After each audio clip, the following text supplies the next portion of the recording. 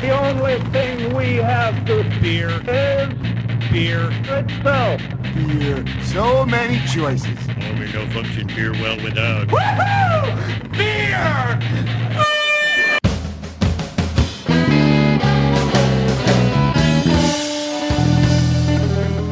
Hello and welcome to another episode of Beer Busters, where we're going to bring you the news and reviews of some wonderful brews. I am Dan Baker, joined as usual by my co-host and brewologist, Steph Hefner. and of course the demented and fermented Chester Q Possum Sauce. that guy right there, formerly a dumpster possum, now Chester Dumpster Postum? Possum. A pasta possum? Pasta. Pasta Possum? The Dumpster pasta. Now that sounds dumpster good. pasta. It could be a restaurant.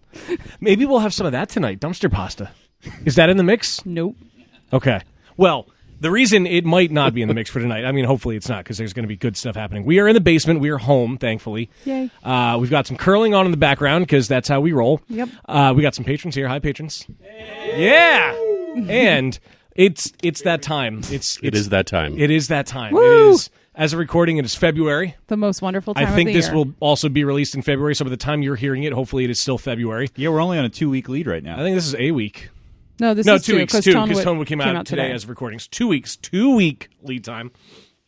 We're pretty good at releasing this right around Valentine's Day. Yeah, it will be the first episode after Valentine's Day. it's so. Yeah, but when you say we, it's really him. true. Well, no, I think it's more me because I'm the Finally. one that does all the scheduling. Finally getting the credit. I There would be I create the calendar. there would be no audio to edit if Steph didn't book someone to be here. So Exactly. True that. I don't think anyone just wants to listen to the three of us anymore. no, it's We been a tried while that. since we've done that. A long time. Yeah. Well, longtime listeners will know the voice and will know why He does have a good radio he does voice. have a good radio voice. I feel like I do.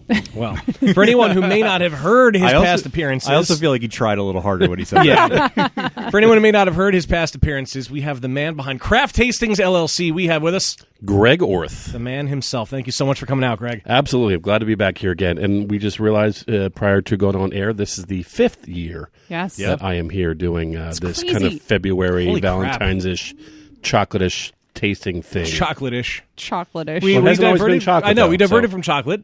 Is tonight chocolate-oriented? Tonight is all chocolate-oriented. I'm okay with We're that. like going back to the basics with a twist. With a twist. I was just With gonna a say twist. that. There's always a twist. Get out of my head. That's why I said that makes it difficult because I got to come up with different ways and different things to wow all of you with. So, you got to I believe change in it up you. a little bit. I believe in you. Thank you. I appreciate So that. we had a bunch of sipping beers, but I feel like I want to mention this one. One of our favorite patrons. Not the favorite patron anymore. Sorry, Tom. Oh. But Tom brought, love you, Tom. He's hurt. Brought a few crowlers back from a recent trip to Chincoteague. And he got to go to a soft opening of Black Narrows Brewing Company. And we cracked open the crowler of Cockle Creek. That's right, friends. Cockle Creek. Cock. A 5.8% Scottish ale that's quite tasty and delicious. And I was really good. forget how much I enjoy just simple beer. Yeah. And I don't mean simple like boring. I No, mean simple like not filled with crazy yeah, just wild really stuff. good Yeah. beer. Yeah. So, Tom, thank you for sharing this. We're also drinking a crowler of Melvin 2x4, which our patron Ron brought. Thank that's you. good beer. And we're drinking a Jack beer from The Alchemist, El Jefe, which our favorite patron, James, brought. It's official. It's official. As long as he keeps bringing me host gifts, he's going to be the favorite. Yeah. But I love this because it's a black IPA, but it has a picture of a cat and it looks just like Jack. So I haven't gotten two does. of the three. Yeah, Dan's I'm still working on his sorry. first one. So there you go. Melvin's We have over there. 3 I had a sipping big day. beers, I guess. I'm not even going to type one in the thing because It just is what it is. Yeah, it just happened. I'm just about sipping beer. The damn patrons are here. Yeah, there you go. And speaking of which, as you may know, when we do episodes in the basement, it basically turns into a bottle share most of the time. Yeah, And it's a lot of patron participation, which we're going to do this evening. which we love. If you want to get in on that action, Yep. you can go to patreon.com/beerbusters and sign up to support the podcast. We love each and every one of you from the bottom of our hearts. We It do. really does help us keep doing this. So though we have VIP events, we also have, of course, Last Call, which Yep. is so much fun, and I'm so glad we started doing it. I'm so glad Me too. Dan came up with the awesome name for it because I think it's Could you tell it's me what perfect. last call is? So Last Call, we always forget to tell the guests That's true. since we've been Oh doing yeah, Last Call. notorious you'll be for this. doing that with us. So what we do is at the end of the podcast, we do our normal outro and the show, and then we keep going for another 10 to 15 minutes or so. And it's more off the cuff. Sometimes we drink a little extra beer. We tell stupid stories, make jokes, whatever. It's just sort of conversational. But only our patrons on Patreon get to hear that segment of the podcast, which generally releases the Monday after the episode comes out on Friday. I legitimately thought you said that sandwich of the podcast, and not segment. That sandwich of the podcast All right. that only our patrons. People Yes. love sandwiches. I do love sandwiches. So I'm okay with for that. lunch. All that being said, go to patreon.com/beerbusters. Yes, Check do it that. out. And we are elsewhere on the internet as well. Of course, you can go to beerbusterspodcast.com, but don't forget, you can follow us on the Twitter and the Instagram at Beerbusters, and Facebook. Just type in your little search bar, Beerbusters Podcast, and that phone number that so many more people are using, and I love you all, 805-991-BEER. All you had to do was cry a little, Dan, and Just a people little started bit. calling you. It's 805-991-2337. Promise me I'll actually get to listen to some of them later, maybe during last call, but I hear there's some good ones on there that I still haven't There heard. are some interesting ones on there. That is true, yes. Okay. Yeah, 805-991-BEER. I'd like to propose at this point, if we start getting a lot of messages, we need to have like a segment like at the beginning of each episode where we just play like a message or two. Ooh, I like that Just idea. talk about it, yeah. You heard it here first. So there you go. Don't know where else you would hear it about us, but hey. This you has heard it turned here into a first. business meeting. I'm putting that out there. I don't know if you It's guys... cool. I'm in. It works, but I feel like we should do this. All right.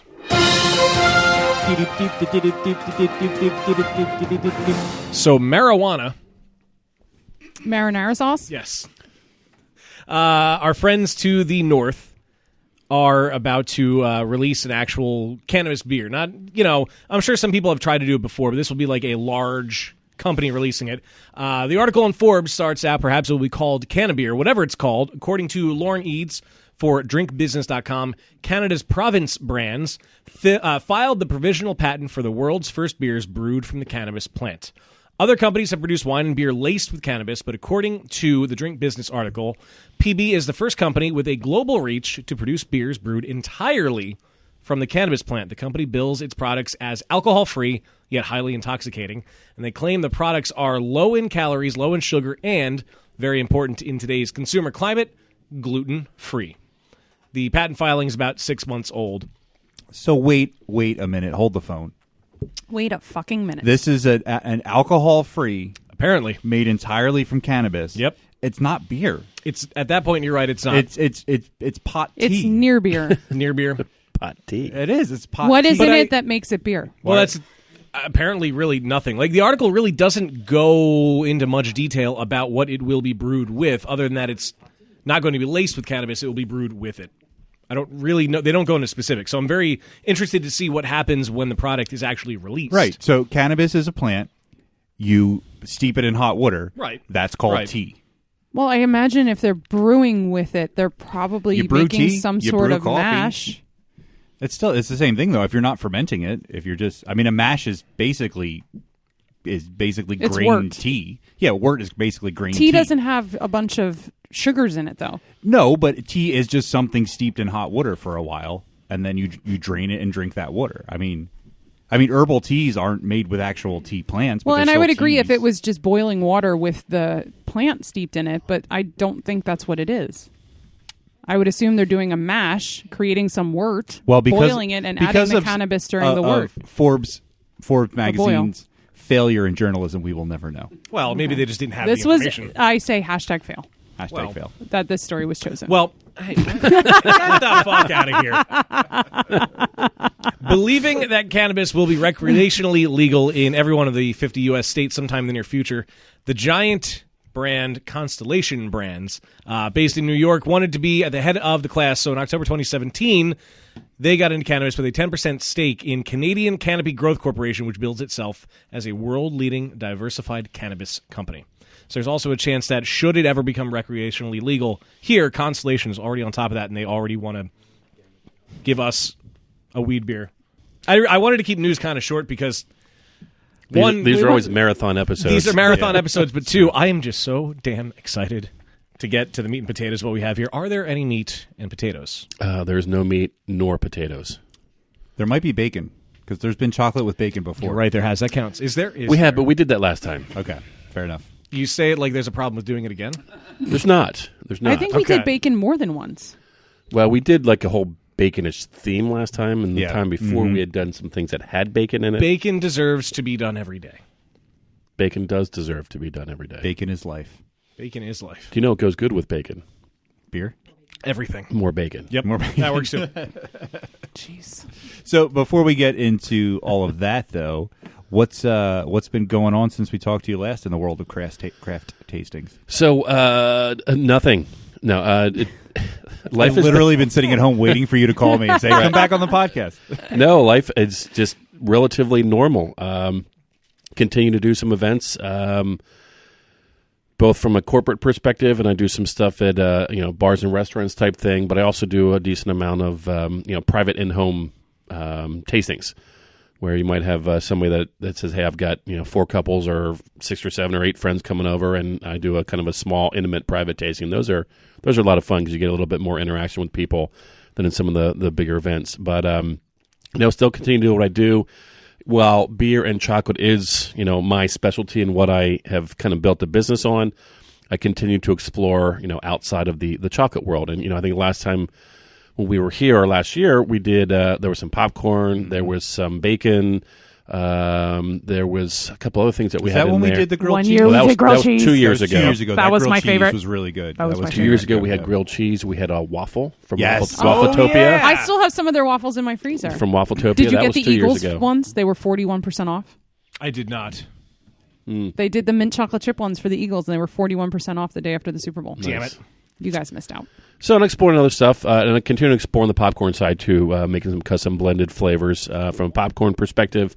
Continue to do things on the bacon side and tweaking my candied bacon recipe that you guys have shared in, well, except for you, Steph. I like how, as you mentioned bacon, you just looked directly at me, staring into my soul. Gazing into your eyes.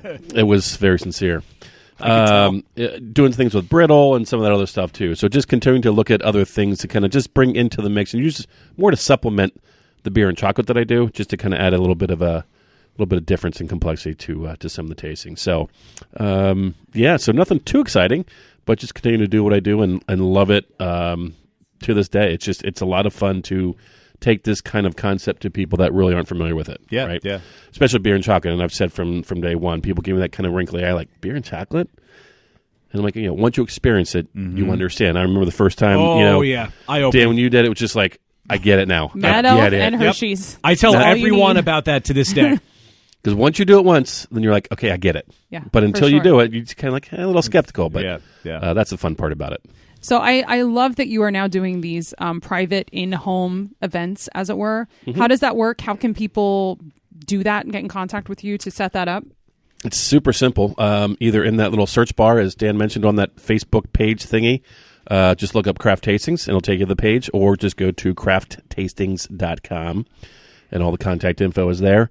There's really no group too small. I mean, typically it's 6 people, kind of on the small side. I usually try not to do any more than like 30 because you really start to lose some of the intimacy, because that's really what makes these events fun, is being able to talk to people and what do you taste and what do you get and all that kind of stuff. But the in-homes are anywhere from like 6 to 12 people. And so literally just look me up online, send me an email, greg@crafttastings.com, or again, go to Facebook or my webpage and look me up, and I'd be happy to have a chat with you. It sounds like so much fun, like a bachelorette party. Or like, I mean, anything really. Yeah. Yeah. Any kind of party. You're having a dinner party, dessert. We're having a beer and chocolate. you want to pairing impress event. your friends. Yeah. We have Everybody's Greg so Orth cool. here. It's great. And I can be very impressive. So, like, for the This is true. for the bachelorette party, is there like penis-shaped pasta and lollipops? Well, like, that comes is that what later. pairing? You gotta All right. well, we liquor up actually a drip little. the chocolate. Certain. Never mind. Oh, I got you. a phallic chocolate fountain. Oh God.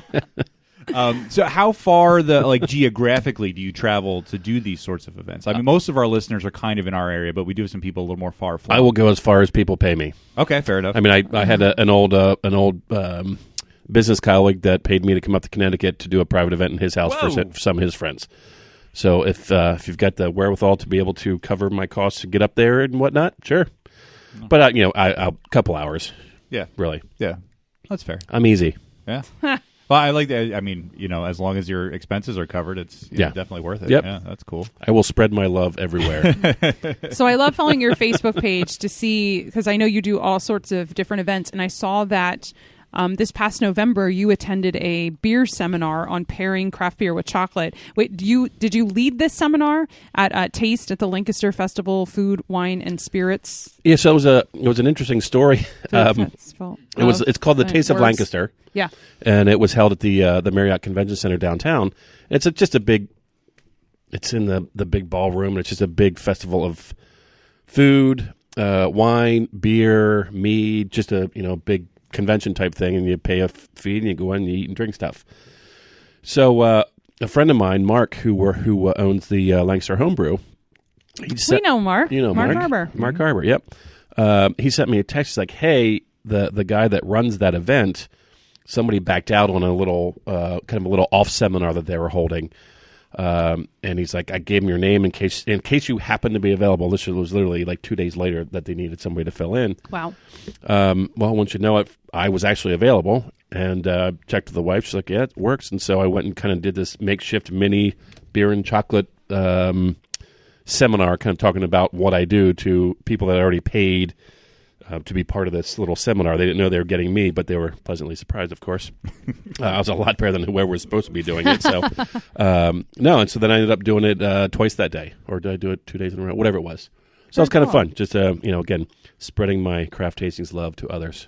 That's pretty awesome. That's a neat idea. I never really thought of that. It's like an educational sort of thing. Like doing the beer pairings is fun, but to talk to actually go into detail as what makes a good pairing, what's the approach to a good pairing, and when we went to the National Homebrewers Conference, NHC, I still call it NHC. It's Homebrew Con or whatever now. Was in Philly. Do they really call it Homebrew Con now? Yeah. Wow. Back in 2013. I think it was the year we started. I think it was 2013. Yeah. We attended a seminar. It was beer and cheese and beer and chocolate. Okay. And that was because that was before I met you, Greg. So that was sort of the first time that I really experienced something like that. Really honing in on the flavors of the cheese and the beer and the chocolate and the beer. So it's neat to see how this has grown so much. Mm-hmm. But I love that in Lancaster we're doing it too. Yeah, and anyway that follows Iron Hill, I do a number of events for Iron Hill, and they just put out a really nice article, a blog post, kind of Iron Hill corporate, about how they've really grasped beer and chocolate, because I've done a number of events there, and they do some stuff with Eclat, which is in Westchester, and a couple other chocolatiers for some of their other locations. Really cool article about pairing beer and chocolate. In fact, I'll probably post it on my webpage, so you'll be able to see it. Another one that stood out to me, because I love Lancaster Liederkranz. You were at a beer pairing dinner at Lancaster Liederkranz. Yes, I was actually just a patron myself there, a paid ticket holder. And I'm not a meat eater, but that menu, the pairing, looked quite epic. Yeah, I've got to tell you, that's the first time they've ever done it there. It's a German social club technically it's in Mannheim, but they had an 8 or 9 course beer dinner, and let's just say that I was stuffed to the gill after course 4. So you definitely got your money's worth out of that, and it was all German beers and stuff that they brought in special, and it was pretty awesome. They had all sorts of they had everything from duck to I'm not doing this justice, but there's like this baked onion over mashed potatoes with bacon, and there was a sauerkraut soup, which I initially thought, but it actually was phenomenal, and just they really were creative with it, which is pretty awesome. That's hopefully cool. Actually, if anybody is familiar with or does belong to Liederkranz, I'm hoping to here in the near future do a beer and chocolate pairing there as well. So what was the dessert? Do you remember? They had 2 desserts. One was almost like this flourless. Of course they did. Almost like a flourless cake. Nice. And then I forget what the other one was. But it was good nonetheless. It was memorable. Coffee and more beer. Yeah. So at that point in time, honestly, everybody was so stuffed. I don't even know that I ate them both, because I just couldn't eat more. You at least have to taste it. At least of course you know, taste you it, can't but not taste it. It made it less memorable just because we were already stuffed. During Philly Beer Week, I think 2012, it was 2011, 2012, we attended a vegan beer dinner at Memphis Tap Room, and it was 6 or 7 courses, and with every course they gave you a full pour of a beer, and then they were coming around with pitchers filling the beers up. I do not even remember like the last 2 or 3 courses because of course I was drinking my beer and drinking Rich's beer. But you're right, the experience is so amazing, and you're getting full and you're getting drunker as the night goes on that by the end you just can't remember. Well, and you get palate fatigue. Honestly, I mean, when you have so much and you just eat and drink so much, you get palate fatigue. Do you incorporate anything from events that you go to as a patron like that into your own events? He's asking, do you steal other No, people's not ideas? really. No, because it can serve as an inspiration Hey, because it listen. might not have been something like that they did Inspiration. there. But my favorite German meal is Wiener Schnitzel, and whenever I go Wiener to Schnitzel? whenever I go to Brauhaus Schmitz, I always have to get the Wiener Schnitzel, and I have to get a König Ludwig Weichsbier. And I found out by accident that they pair very well. But it might not have been something that Sure. they It's hard did there. to pick a German dish but, that like- doesn't pair well with a Hefeweizen. I was going to say it's hard to pick a German food that doesn't pair well with any German beer. Exactly. True. But do you find that events like that give you like a jumping off point for things to do in your own pairings? Absolutely. I mean, plagiarism is the biggest form of flattery. Yes. Right? That's true. So, and you honestly, you have to be constantly aware and your eyes open to other things that are going on, right? And so, is there anything specific that I took away from something? No, but absolutely do I take ideas or thoughts or things from events that I go to that I'm like, okay, I might try that here or there. Right. Here's Right? what I would do different about it kind of stuff. Or Yeah. if I'm making, say I'm trying to work on a particular popcorn flavor, I might experience something somewhere. I'm like, okay, those flavors were kind of cool. See if I can recreate some of that in terms of, how I can do that on the popcorn. But the other thing too is that when I do tastings, I come prepared with preset pairings, with the Right. beer and the chocolate. But I encourage people to experiment, and I've gotten some of my actual pairings from people that are just messing around at an event. So I'm always just keeping the pulse on everything that's going on. Yeah. Yeah, that's cool. I think one of my favorite moments from your past appearances is, and it might have been the last time you were on, and you were writing notes on our tablecloth. Oh, that yeah. everybody gets Yeah, to right in sign, front of him now. which are still They're right right in here. front of you because Yes. you're in the same spot. Yeah, with all your notes about pairings that we kind of came up with that night. That Yeah, was a lot of fun. that was called. You'll the, have to do that again. That was called the Night of Bacon. the night of bacon. Yes, favorite night. And there- there's a yes, pig. There are all the because that was the one where we kind of put a lot of bacon-esque things on the table and said, Yeah. "Go to town." I Yeah, just we kind of did. figured and it I out. just sat in the corner and cried. You just looked at me and said, "Please don't die." You sat there and drank like 8 different beers. Right. You I were know. fine. I was fine. So, but we need to get this show on the road. But I do want to ask you about one more thing. Yes. I'm about curious about this too. This fourth chocolate Yes. that has been Yeah, discovered. I saw So that. there's milk, there's dark, there's white, and now there's ruby chocolate. Yes. Ruby. So, and you almost can't call white chocolate because it's not It's not chocolate. chocolate, But I did read about it, and right now it's just kind of this magical thing that's kind of been put out there in the media. But they claim it's an actual. If you looked at the kind of the pod, it is more of a red pink hue. When you look at the Yeah, it actual, comes from the ruby cocoa bean. yeah, and so they're saying it's just they say it's a little bit more unctuous in the Ooh. flavor of that versus some of the other ones that are a little bit more on the sweeter side. Can a you little spell bit more, that, please? Yes, unctuous. UNKSH. It's actually spelled UNCHIUS. Yeah, shush. Cachis.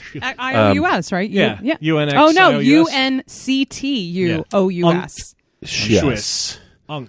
But yes, I'm very curious because I just learned nobody's a new word. putting it out there yet. But they've kind of thrown it out there. They a little describe it teaser. as, fuck. They describe Wow. That's a terrible way to describe it. I think unctuous was better than Yeah. I think so. I literally just had the description. Oh, I can't fucking find it. It's berry fruitness and something else was the other thing. Oh, I and saw that can't too. Find it. Yeah, and unctuousness. And I unctuousness. think was the other part of that Sorry. equation. I'm curious, That is interesting. I am too, actually. Yeah. Might put a whole new layer in craft tastings. I know, Yeah. right? I'm thinking like framboise and lambics. just the break we've and been Well, looking for. I think that's misleading. I think there's fruit, like sweeter tones, but not like it's going to be a fruity chocolate. Just like, if you taste... But I feel like because it has those tones, it would pair really well with some of those could. brighter, fruitier. We don't know. I've We never don't know. tasted it. I don't know. This is all speculation. We'll find This out will someday. be next. Oh, I just closed something I didn't want to close. Next year, we will do all ruby beer or ruby if it's chocolates. out. If it's out, That's true. sure. If we can Yeah, buy it, There's got to be. We might and have to then fly to if China. There's a wide enough variety too. 'Cause That's true. And I think they're also still trying to figure out how to commercialize it and what's the best way to do it and what form, what flavor. and all Hello, that kind new of stuff. chocolate? Yes, please. Who's going to say no to that? that's the marketing pitch right there. There you go. Exactly. It's like new Coke, but better. So we are going to do 2 different chocolate tastings, as it were. The first one, we're actually going to include our patrons. One of the perks of being a patron is you get to do Only fun one of whom shit paid like this. attention while you said that. Yeah. Cheers to you, James. So do you want to talk about what our first round of tasting is going to be like? I didn't even tell these guys. I mean, you filled them in a little bit while we were setting up, but I didn't really tell Wayne and Dan too much either. So I'll give you an idea of kind of what I put together for this evening. So oftentimes people ask me, how do you do what you do and how do you put this stuff together and all that kind of stuff. And it's really just like almost like a chef. There's certain profiles that go together of certain flavors, and you kind of learn what some of those things are. But a lot of time it comes down to practice, right? And you've got to taste things, you've got to talk about it, and you need to do it with other people. Because I'm only one person, and my palate can be different than somebody else's, or I may not have cleaned out my mouth well enough or cleaned my palate, and then it might impact what I taste That's always my next. problem. I never clean out my mouth well enough. I was going to say something, but We're trying to be serious here. yeah. Impossible. So and again, part of it is talking about it, right? So many times you'll taste something, but you don't know the word to put to it. And so when you do it with other people, you can say, okay, what do you get? What do you get? And there's this flavor that's in your mind. You just can't articulate a word that describes it. And then, Dan, for example, you might say, well, I taste lime. You're like, that's exactly what it was. I taste unctuousness. I taste unctuousness, right? And so kind of because people always ask me about that, I figured let's take tonight and kind of go through that process together. So with the patrons behind us that are here this evening, I'm going to give everybody 3 chocolates. They are not going to be identified. They're just going to be blind on a plate. So the whole theme of the evening is kind of we're going in blind. Nice. Right? And so because if I give you the bar, kinda and kinky. if I give you a bar like I know you have the ghost pepper bar over there. If I give you Just in case. I always have my emergency ghost Yeah, pepper the bar. private Just in reserve. case. Just in case. But if I give you the bar and the wrapper says it's a dark chocolate with, lime and peanuts in it, you Yeah, your brain psychologically will Yeah. go there because you're told that's what's in there. So we're going to take that away, which is why we're calling tonight Going In Blind.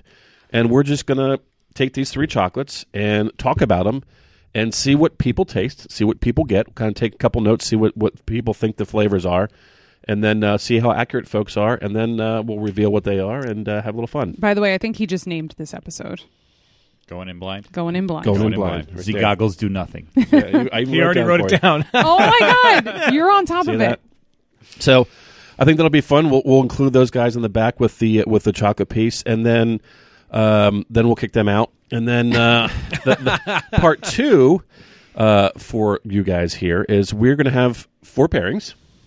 So we have 4 beers, 4 beers paired with a chocolate. The beers will be blind, the chocolates will be blind, and you don't know what's going to go with what. You got to figure it out. Oh, Ooh. I'm scared. Ooh, I I'm like stirred. this. This is exciting. interesting. This Yes. is exciting. So we have put together, and I did it with Beer Mike, who was here with us last year. Aw, Mike. We put the pairings together.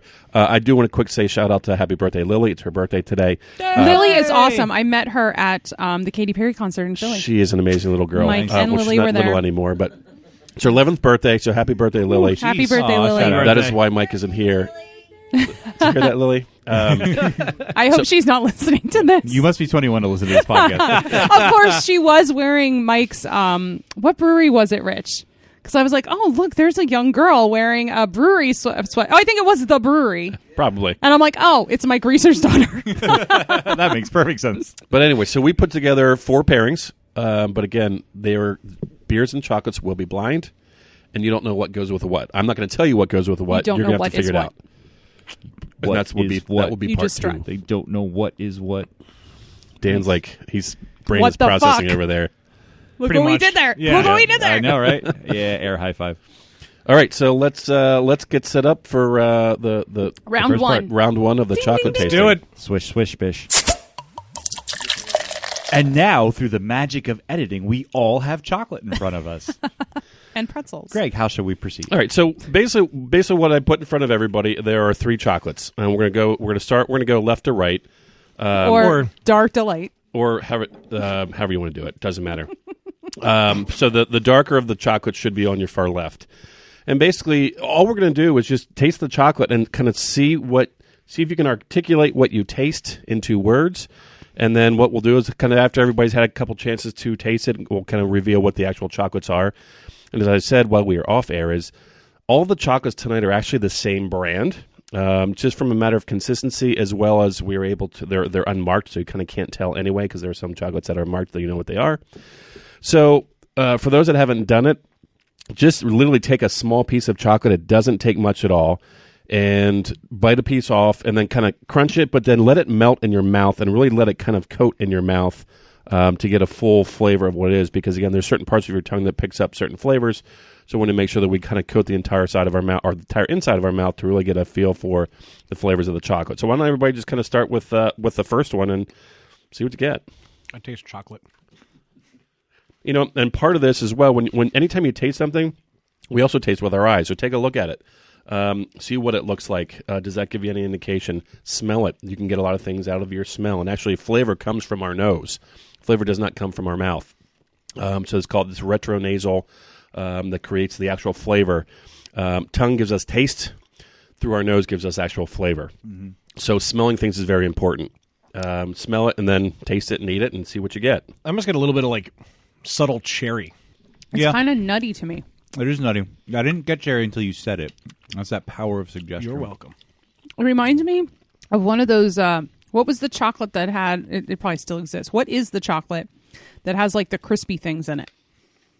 Crackle. Crackle. It reminds me of a crackle bar. It has like a almost like a puffed rice or something in it. Yeah, rice. Yeah. Mm-hmm. There's a nice crunch to it. I mean, there definitely is there's a consistency. It's not just all smooth. There is some crunch in this chocolate. And maybe the texture reminds me of it, but no, I do get a little bit of that puffed rice taste. Mm-hmm. Like corn pops. What do you guys think? Shout out. Just because it's dark doesn't mean it's dark. That's right. Yeah. Or is it? I mean, it is. It has like a rich taste, but it's not bitter like a really dark chocolate. It's more like a cacao side than like a bitter dark. Yeah. Almost reminds me of like hot chocolate. Ooh, yeah. Like if you could chew hot chocolate. I hear some hot chocolate. That's literally what I just said. He said in the back.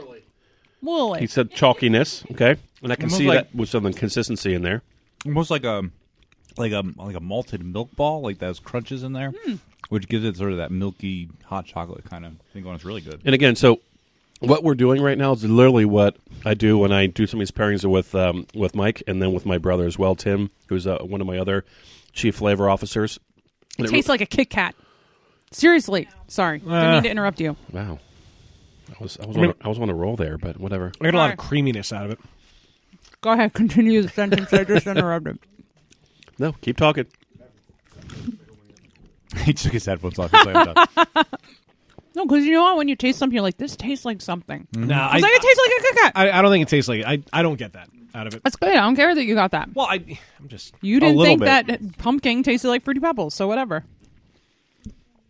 I can see the Kit Kat a little bit. It does have that like Because of the To me, crunch, the flavor of the wafer. Yeah. Like it feels like there's I like think the difference a is- wafer or like the rice. There's like something in there that In a Kit Kat, there's so much more wafer than Right. chocolate, whereas this is more chocolate than. you know what? How I eat a Kit Kat? I eat all the scrape chocolate. all No, the chocolate off. I eat all the chocolate off and then I peel the wafers apart. And You eat know them. you do. All right. You put it on a baked potato, put it in the oven. So here's what we're going to do then too. So we got a lot. I got a lot of notes on kind of what you guys got. There's some subtle cherry, some nutty, some rice, some crackle, hot chocolate, chalkiness, malted milk ball, Kit Katish kind of stuff. Any other dominant taste that you have? So what I'm going to do is I'm going to tell you what the bar is, Okay. right, and then eat it again. Because then Shit, when I'm almost done. you only need a little bit, but Whoops. again, it's again when somebody says, "Oh, malted milk bulk," oh yeah, malted milk. That's what I thought. So again, you taste it, but then when you hear words, you're like, okay, I definitely get. Maybe that. we should have written down what we thought so we couldn't. Of course, that would That's make why for I did. really That's why you bad. did. No, so we wouldn't hear each other. Yeah. Oh, yeah. But that would make for really bad radio. Yeah, but that wouldn't be so good. now, Anyway, now that I finished mine, like a couple of seconds afterwards, I'm getting like a light coffee in the a little background. bit. Yeah, I can see that. okay. But it'd be a like cream heavy coffee. a sweet coffee. Because I was Yeah. saying earlier, there's creaminess. Yeah, this to is it. way sweeter than I was expecting for the color. Like a New Jersey regular coffee. All right, let's in the sake of time. All right, so Thank you, producer. this is a brand of chocolate called If anybody's been to Park City Mall lately, there's a new store that opened in there called Lolly and Pops. It is just a huge candy store, and they got stores all across the country. And Rich's head perked up as soon as you said candy shop. I mean, they've got old school candy like Zots and bottle caps and that kind of stuff, as Nice. well as bulk candy, and they have some foreign candy as well. But they also make their own line of chocolate bars. And so this is from those guys. It's called Lolly and Pops. This is called their brownie cake bar. That makes so much sense now. It does. So if you think about the things that we just talked about, and It tastes like a frickin' brownie. you're all tiptoeing around it, where there are crumbled pieces of brownie that are in this chocolate. Yeah. This chocolate is 54% cacao, and that simply means whenever you see that percentage, it's what percent of the cocoa bean solid makes up the bar. In this case, it's 54%. So it's actually a milk dark chocolate. It's both. Yeah, what's the cutoff for percentage? There is no official cutoff. I mean, typically 45 and above, you start to get into what people call dark chocolate. Really that low? It can be, yes. I mean, special dark, for example, is I think it's almost like 37. Yeah, but special dark isn't dark. It's like the gateway chocolate Yeah, for it is. milk chocolate It is. lovers. Gateway but- dark. So this is actually a blend of milk and dark chocolate. So that's where it gets to the 54%. So some people say it was creamy, but some got a little bit of that dark chocolate bitterness in there. So that's where it was a little misleading, but it is still a little bit darker side.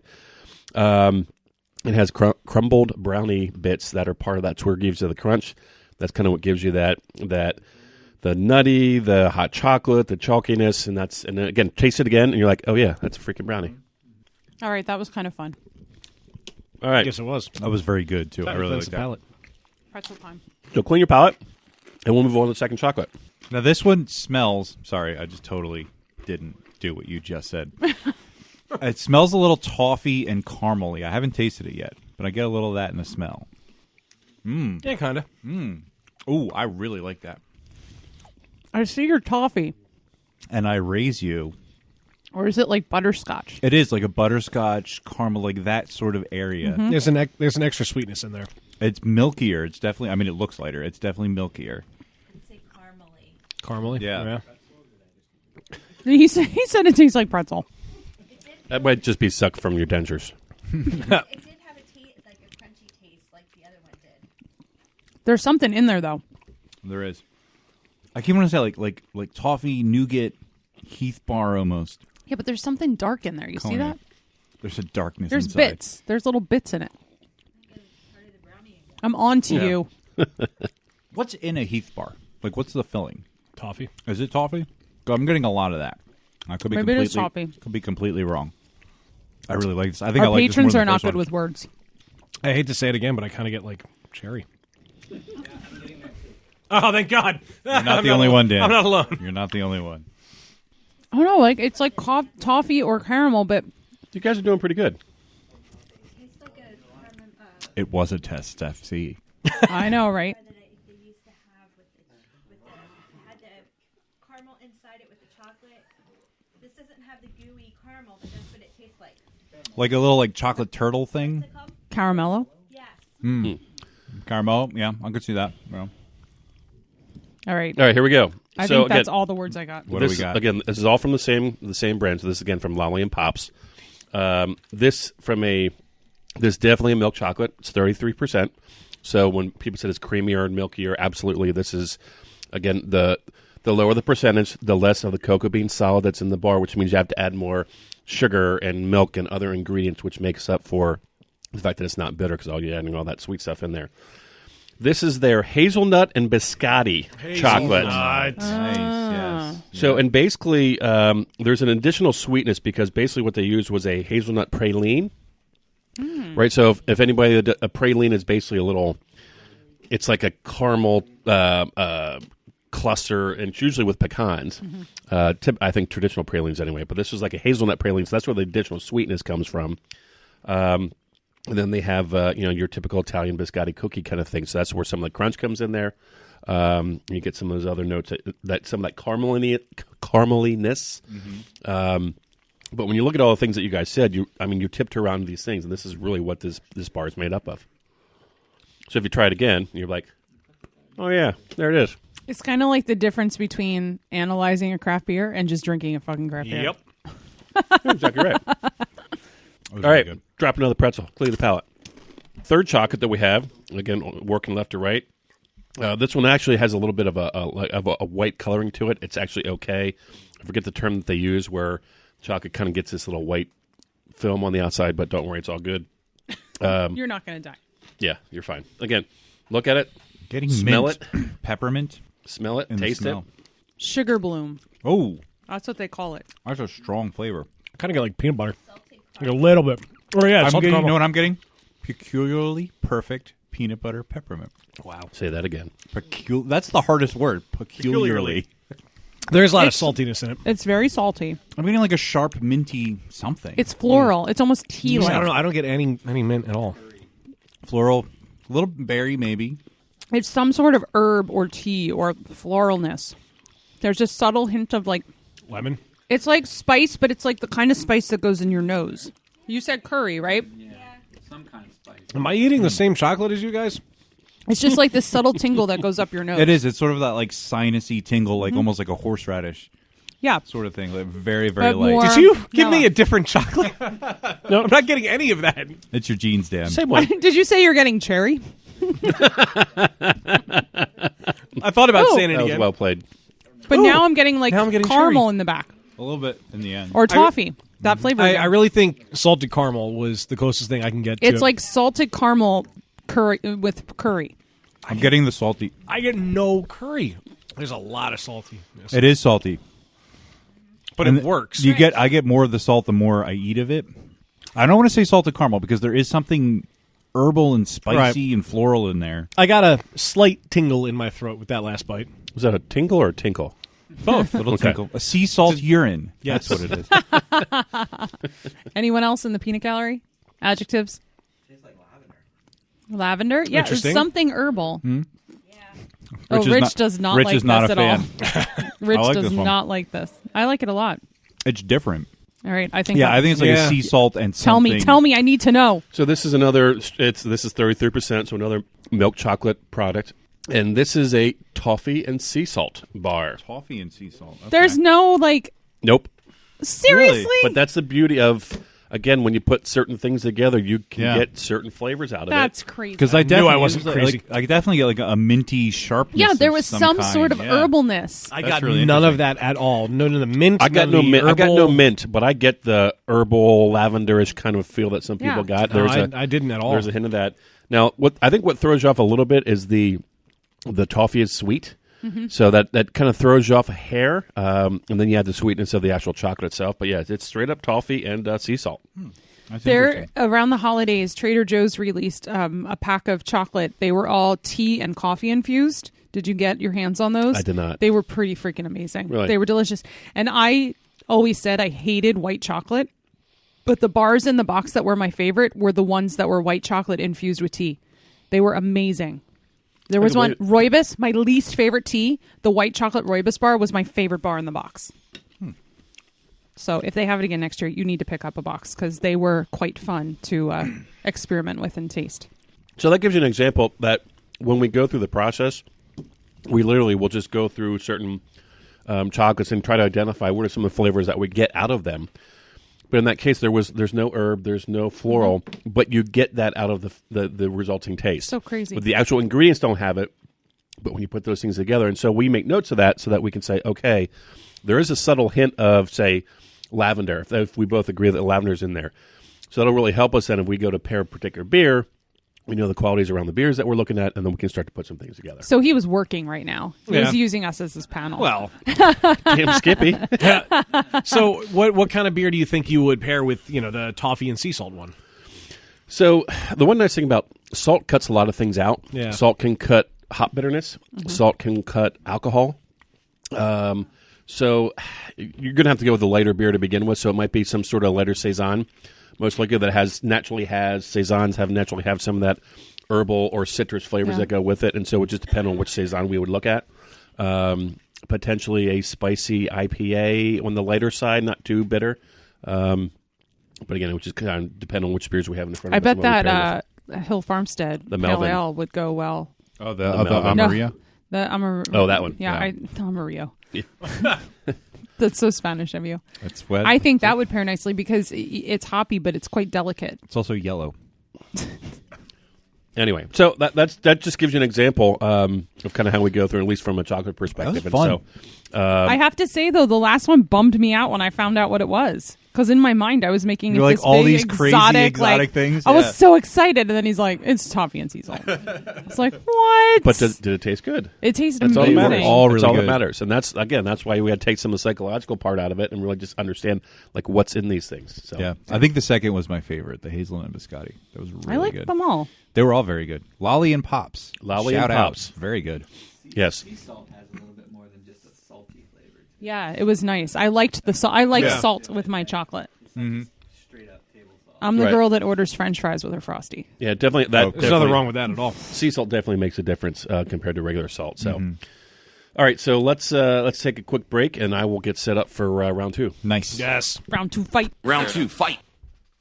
So now that we've done the blind chocolate taste test, of course, it wouldn't be an episode of Beer Busters if we didn't have beer. This is To go with it. the main event. the main That's right. event, if you will. So I've decided to challenge you guys here today. Challenge accepted. So just like we did in round 1, where again we're just trying things blind to get an idea of the flavors, what's in them, talk about it again because it helps when you hear other people say things. So we're going to do the same thing, but just kicked up a notch.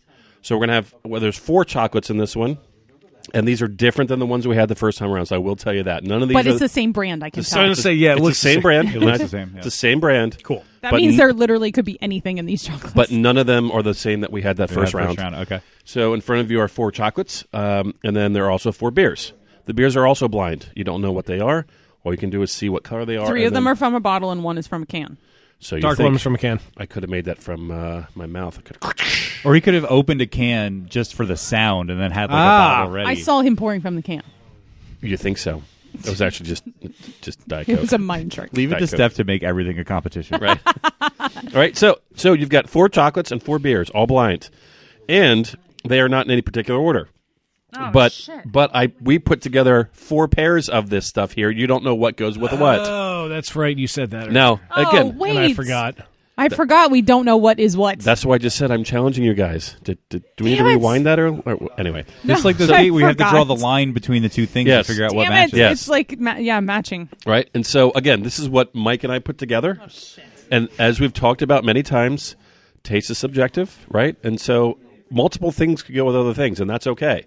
So that's what you're challenged to do. I'm going to go visually, without tasting, smelling, touching anything.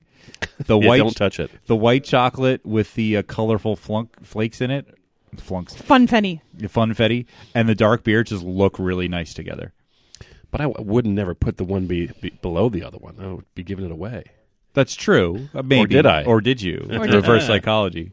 But I think they just make a very good pair aesthetically. So I would say you just start trying the beers or start trying the chocolates. And All right. what do So you think? we do all at the moment have everything arranged the same way. Right, yes. So if we say I'm doing Correct. number 1, we know what number 1 is. Correct. Number 2, etc. That's correct. So Yeah. how do we come up with a strategy Should we first? talk or as just- we go yeah. and help each Because, like, other, I'm or is it a thinking- competition? Yeah. My thought process I would say is, it's not a competition. This should be done right, as a team. It's a team. It's team effort. Yes. So my thought So again, process Steph, this is not a competition. This is a team effort as long as Steph wins. right. Exactly. Well, I number wanna- number 3 has to be a saison. I'm gonna try just like 1 with 1, 2 with 2, 3 with 3, Oh, yeah. 4 with 4, just to like start there and see where they're at. Or maybe I don't know. just It has a little bit of banana. maybe too. just try them individually first, so you know what the flavor profiles are, Yeah. and then you can say what might go with what, as just a hint of maybe how. I to don't know. approach Maybe that. it's a week. Starting in my comfort zone with the beers. One is definitely an IPA or Yep. or a double. What would go good with that? Let's see. Well, let's just start 1-1. Well, Just like Mario, I'm going to start with 1-1. You think 1 is a double IPA? Maybe not a double, but you think it's hoppy, or like maybe it's or maybe like a hoppy amber, not nugget nectar. It's Nugget not. nectar. or maybe think before it's you strong enough pair for it, Nugget Air? just let me see what your chocolate options are. Yeah. I think 3's a wheat. I don't think it's a saison. Yeah. No, I think you're right. We're so fixated on the beer. There's chocolate too, guys. No, but I feel like if I know what the beers are first, then I can. Because beer I know, but Ooh. chocolate I don't. Oh, there's Pop Rocks in chocolate number 1. What? Yeah. Beer 4 has a nice familiarity to it. Beer 2 has some smokiness. Oh, I think it's a Some route really nice smoky. I don't think two's it's a a route route beer. beer. No, I don't think it's I don't think smoky it's a enough route to be a beer. route beer. But a it's smoked something or other. Yeah, it definitely is smoked something.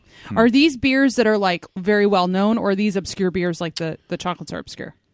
Or will you not tell us? They're not obscure. Not as it relates to. No, they're not. They're not obscure. I mean, Ooh, chocolate number 2 is super sweet. Chocolate or beer 4. I totally forgot you said there were Pop Rocks in one. Yeah. That's pretty cool. Beer 4, it is familiar, but Yeah. it has like a candy fruitiness to it. I can't place it. Like, I know it, and once I find out what the beer is, I'm going to kick myself. Yeah. For not I am knowing going to say chocolate number 2 and beer number 4 I do not like together. Okay. It's too sweet. It's too much sweetness. it. The chocolate number 2 is the white chocolate with like the confetti in it. Funfetti. Funfetti. I'm very excited about that chocolate. I'm going to take a guess, and I haven't tried it. I think chocolate 3 and beer 2 might go pretty well together. You know, Chocolate 3 has very... chocolate 3 tastes like red velvet. Yeah. Yeah, it's got like a velvet cake. Yeah, like a red velvet cake. And I just, for some reason, with the smoky beer, I just think like it'll saying work. things and watching Greg write it down because that means I might be onto something. I say chocolate 2 with beer 3. I think the banana in the wheats goes really nice with the I haven't tried that. funfetti Oh, cake. that would make sense. I'm gonna pull it, Greg. Greg, can you hand me a marker? I'm writing on the tablecloth. Maybe I was wrong about 3 and 2. Chocolate 4 Sorry, tastes 2 like and it's 3. like a salted peanut. I didn't even try that one yet. It's almost like a Mr. Goodbar kind of deal, which is not a bad thing. All right, now we get cracking. So you've predetermined what the pairing should be, right? I've, you just wanna see I've if- predetermined 4 pairings. Four correct. pairings, four things that you would see paired together. Yes. It is like red velvet cake. See? It's like fudgy red velvet cake.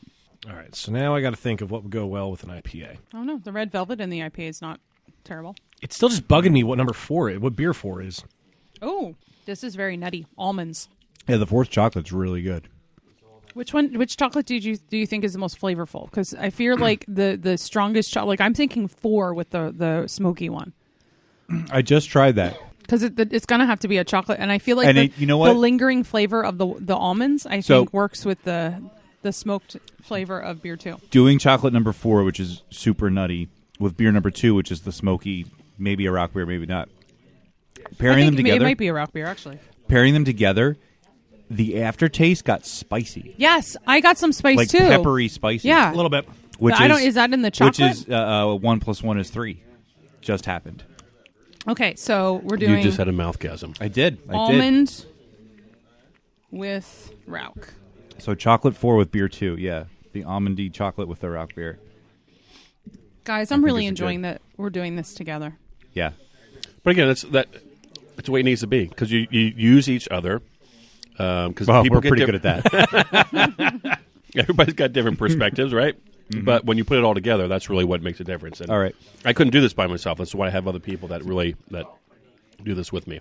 So since I agree Then with it has to be 1 and 4. with chocolate 4 and beer 2, I'm going to kind of pull those out a little bit so I know that I've kind of made up my mind that that's Is a good this pairing. Yingling? Which one's that? Or just draw a line from. I could do that, but I don't want to ruin this Steph, nice little mat. I think you said it earlier. Although I did spill some I'm beer. writing- Chocolate writing 2 with beer 3. Yeah, Fucking great. yeah, that was my favorite pairing. That would immediately, I'm like, those two go together. I want to try that again. All right, so the red velvet. Oh, yeah. So chocolate 2 is the white chocolate with the funfetti, and beer 3 is maybe Hefeweizen, maybe Saison, maybe wheat beer. I think it's a wheat. a wheat beer. Try chocolate 3 with beer 4. All right, I'm writing down this other pairing. Chocolate number 2 with beer number 3. And what did you just say, Dan? Chocolate 3 with beer 4. Chocolate 3, beer 4. Is beer 4 the one you thought might The be more I Yingling? eat the chocolate 3, the more I like it. A lot. Dan likes it because it's red velvet. It's really good. It is very good. That's great chocolate. Actually, they're all pretty good, but that third one that you say I is red can't not velvet. chew it though. It's Right. one of those chocolates that you try to let it melt in your mouth, and my teeth are like, "No, I want this." My teeth are like, I want this. I like that, but that means ones with one. Which one did you say might be Yingling? 4? No. It's not Yingling. I was half joking. I mean, I'm pretty sure it's not Yingling. It might be a I like lager that. of some kind. So red velvet I think that's pretty good. with not Yingling, What are you saying? The red velvet, as you're saying, goes with which beer? the not Yingling. The fourth one. The not yelling. Yingling. I'm giving all of them names. I'm writing over someone's autograph. I feel bad. So Oh, does yeah, that mean, there can is. one go with one? What is that? There's something extra.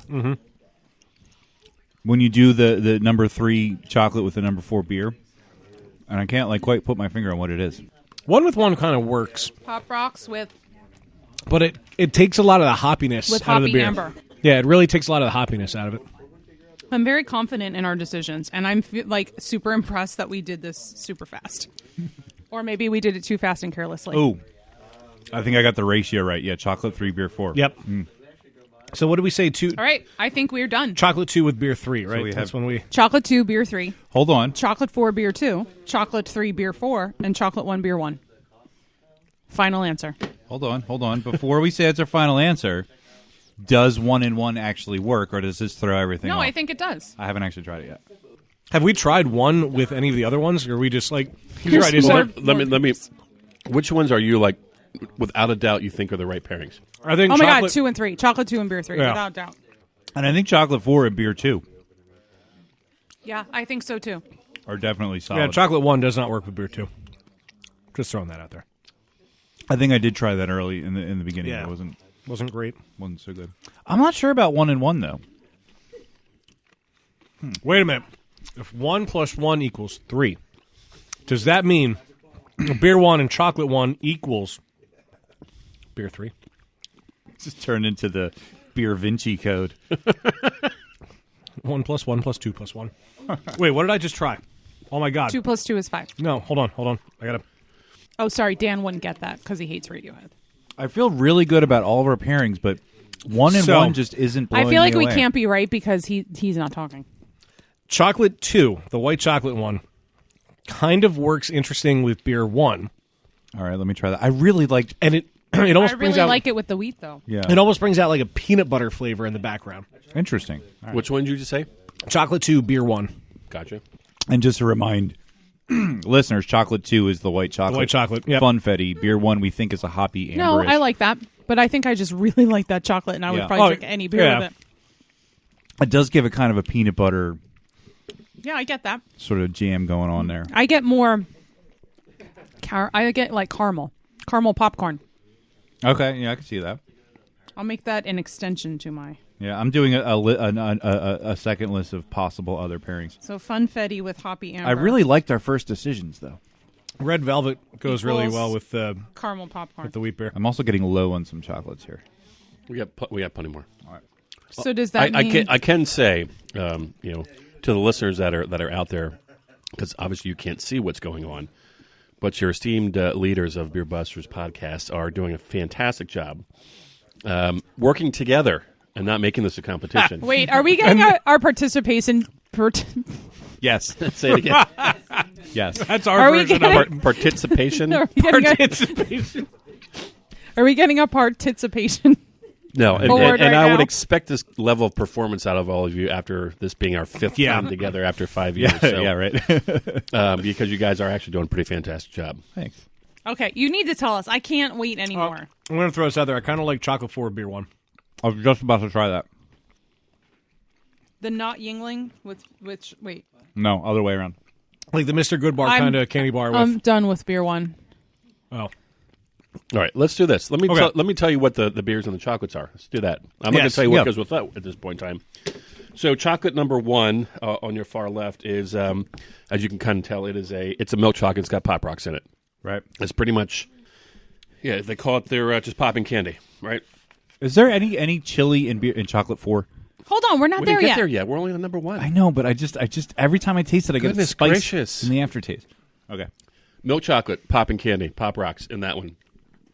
Chocolate number 2, that's the white chocolate that they said had funfetti stuff in it. That is what's called their birthday cake. Ah. So it is a white chocolate with birthday cake and infused with kind of the rainbow-colored nonpareils, as you can see. And that in chocolate is freaking awesome. It is really good. And again, I think I've stated before, I'm not a huge white chocolate guy, but this is it. I mean, it truly tastes spot on like birthday cake. No, Yeah. it's I mean, completely. it is amazing. They actually make another bar called Cereal Milk, What? and really, it is a white chocolate, and it tastes like you had like the cereal milk from like Fruity Pebbles or something like that. Fruity Bubbles. Pretty awesome. Chocolate number 3, hit the nail on the head. That one is called Luscious Red Velvet. Goddamn right. There's some marshmallow as well as some red velvet. which red velvet is really just a red chocolate, to be honest with you. But there is a beauty to it. I'm a big red velvet. I fan. love it. It's my favorite Delicious. dessert. Red velvet whoopie pies. Ooh. I saw what And, yours was. Mr. Wayne at the end of the table. Chocolate number 4 is a jalapeno peanut. Yep. Again, a milk chocolate as well. Oh, it's peanuts, not almonds? It's peanut. Yep. Jalapeno peanut. Yep. Jalapeno peanut. So those are the chocolates. The beers that we had, going from left to right, number 1 through 4. The first beer is Is it Nugget Nectar? It can't be Nugget Nectar. it is Romantic Chemistry from Dogfish Head. Oh. And the reason I put that out there is it's a little bit of a funky beer. There's citrus, there's mango, but there's almost like a slight pine resin from the hops in there that's very quick, though, and it really messes with you. I think Hoppy Amber was an appropriate What's the style? description. Like, what's the actual American IPA. Just an IPA. Yep, Okay. American IPA. Beer number 2, you were correct in that it did come out of a can. And it is Jack's start. Abbey Smoke and Dagger. Smoke and Dagger. Nice. I love that beer. It's Yes. a black lager as it's listed on the can. Uh-huh. Certain there's a certain publication that calls it a rock beer, but I like the black lager designation for this Yeah. particular beer. Yeah. So definitely some smokiness to that beer, as you can tell. It's darker, but actually pretty light in body anyway. The third beer that we have, and anybody have a guess on the third beer? Third I'm just gonna guess, like, beer, Dreamweaver. Wheat. This was an intentional little trip up because when you drink this blind, it's a bit baffling. Is it Golden Monkey? No, it's Weihenstephaner Vitus, Oh, wow. which is a personal favorite of mine. I think this beer is just phenomenal. And it's very interesting to drink this blind, which is what you guys just did, but it's great beer. We knew it was German. it's German. And then the fourth beer, the Not Yingling. The not Yingling. This is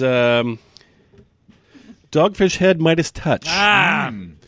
But it's got a year or 2 on it as Right. well. So there's a little bit of age on this beer. I kind of like the way this beer changes a bit after a little age to it. So those are the... And that's a Belgian, or is that one of their like ancient ale? Yeah. it's things? ancient. Well, it depends. They call it an ancient ale. If you go to like Beer Advocate, they call it like an herb spice beer. Right. There's a lot of things that are going on in that beer. From there's a lot of grape tannin flavor in there, but then you got the spice and herbs and all kinds of good stuff. So those are the beers, right? Awesome. So again, left to right, real quick, beer wise, Romantic Chemistry from Dogfish Head American IPA, Smoke and Dagger Black Lager. Then we've got the Weihenstephaner Vitus. And then finally, Dogfish Head Midas Touch are the 4 beers. So here's an interesting question. Now that we know, does that change our opinion? I don't know. I mean, I feel like no, because I feel Right. like the way that we tasted them and talked about them is way more important. No, and especially because none of the reveals of what the beers or the chocolates were super surprising. That's true. Yeah, I think it's hilarious that we did way better identifying the chocolate than the beer. Well, yeah. I was surprised to find that Chocolate 4 was actually a jalapeno peanut because the spice I was getting, I thought I was getting from the pairing and not the chocolate. Yes. I swear that Because Agreed. if you go back to when we talk about some of his pairings, there's compare, there's contrast, and there's catapult sometimes, right? ooh, compare, contrast, and catapult. Right. I like it. So what happens is that was a case where the spice catapulted. If you taste that chocolate, some people don't always get the jalapeno in there, right? But when you put it together in the pairing, the beer catapults that peppery, that spicy flavor. Right. So it is as a result of the mixture, but it's also in the chocolate. Right. So it's a yes to both. So are we going to reveal what your pairings were? Did we submit our final list? I don't We know. did. Yeah, I I thought we mean, did. I'm pretty happy with the first list we came up with. So I think you what's the one that you had that you said, yeah, that one worked? I believe it was chocolate 4 and beer 2, right? Yeah. Chocolate 4 and beer 2. That is absolutely what we put together. Oh, nice. All right, cool. Okay, so you got that one. That one's on the good. So chocolate That's the Smoke and 4, Dagger beer with the 2. jalapeno peanut Obviously not a chocolate. That was very good. Yes. I was pretty solid about Chocolate 2 with Beer 3, but Chocolate 2 also worked with, I want to say it was Beer 1. I finished mine, or else I would try it again right now. But Yeah, you guys kind of went back and forth with chocolate 2, which is the white chocolate party cake, between beer 3 and beer 1. I think it was best with 3, but it worked well with 1 because that was the one that got like the peanut butter in the back end, if I remember. Yeah, I think I thought chocolate 2 and beer 4 definitely didn't work, Right. Because it was too sweet. Mm-hmm. Beyond that, I think I liked chocolate 2 and beer 3, the party cake and the Weihenstephaner. What were the other ones then? Oh, we think we were wrong. No, but it depends. What were the other ones? Well, we said the red velvet with Midas Touch. That worked out pretty well. Yeah, I liked that. I was Yeah. happy with that one. That's correct. Yay! So red velvet, Midas Touch. Which is, again, the red velvet's the chocolate number 3. It literally Right. tastes like red Yeah. velvet cake. And the Midas Touch, some real fun things going on with that pairing. So then we're left with beer 1 and beer 3, and chocolate 1 and chocolate 2. So chocolate 1 was the Pop Rock. Right. So Did you put the Pop Rocks with Vitus? hold on, I don't think I'm trying it. Stop the If only pressure. I still had my tasting stuff yeah. in front of me. I feel like I tried it, and I feel like I liked it, but I don't remember now. So here's what I'll say about both of these. They both work. Both of the pairings. I was happy with them both. Yeah, so, again, it's subjective, and everybody has a little bit of a different take on it. Here's the thing. I think chocolate 1 and beer 3 works better than chocolate 1 and beer 1, but I really liked chocolate 2 and beer 3. Yeah. I Okay. 100% agree Yeah, with that So statement. that's a kind of good deduction. So chocolate 1 is definitely better with beer 3 as opposed to beer 1. Yeah. So that's where That's the pairing where was, that- is okay. chocolate 1 with beer 3, Okay. and then chocolate 2, which is the white chocolate party cake, went with beer 1. With the However, Okay. that did go really well with the Vitus as well. Well, So that can go either way. both ways. I'll take it. It goes both ways. But I must say, again, honestly, great job in terms of kind of breaking that down and seeing what went with what, knowing that something was already put together for you. But It's fun. it is. That It's was really so fun. And it was super fun. I think we did a good job, guys. Yeah. yeah, fantastic. I really Really enjoyed did. that. Go Team Beer Busters. Yay! So now that we did all the hard work, Yeah, they get to read the They benefits. get of it. to actually reap try the to- rewards. Yeah. I don't know about you guys, but now that I have all that chocolate in my system, I want to play a game. I don't know what the correlation is, but fuck it, let's do it. Wayne, what do we got? Do it live. Cheers, Internet, and welcome to Happy Fun Time Games, a podcast segment that never gets bored with games. And today, we are playing a board game. That's right. We were contacted by the people at Unlabeled, the blind beer tasting game, who were kind enough to send us a copy of their recently released board game, which is designed as a sort of a blind beer tasting game, as it says. It's pretty cool. And by the way, how appropriate, considering that the whole theme for tonight was Blind. we are going in blind. going in blind, and we were continuing blind. This was not intentionally coordinated. This was not planned at all. This was very just serendipitous. Nathan from Unlabeled Game, the inventor of the game, reached out to us recently and introduced it to us. And like I said, was kind enough to send us a copy to play here on the air. So this is a board game you can play at home with your friends, or you can take it to a tasting room, get like a blind flight. You can take it to your favorite bottle shop and say, hey, just give me a 6-pack of random beers, if the people at the bottle shop are accommodating enough to do that. So basically the way it works is the most fun way and standard way to do it is everybody brings like 2 or whatever random beers to the party and hides what those beers are from everyone else. Everyone samples the beers, and then you can decide to guess certain aspects about the beer, and the more specific you get, the more points you get. Now, I know you can't see this because this is a podcast, but there's this really cool board that has a running counter on the side to keep score, but then it also has sort of beer categories laid out around the board, and then each category has sort of a subcategory. So, for example, styles, perhaps. right, styles and specific things. So, for example, category and the other category. And yeah, you know, category below that category. right. Functions and subroutines. So, for example, there's wheat beer, which is sort of a large area of the board, and then under wheat beer, there's wit beer, Weizenbach, Weissbier, Dunkel's Weissbier, and American wheat beer. So wheat beer is the broad category for style, and then those others are the more specific. So the more style. specific you are, the more points. The more can points you get. And if you really, really have balls of titanium, you can throw this neat little barrel. What do they call these things in games? Barrels? No, there's a name for the thing that represents your... Your token? The meeple. It's your meeple. Meeple. Oh, Yes, wow, we I have- learned another new word. What today. if I have balls of aluminum?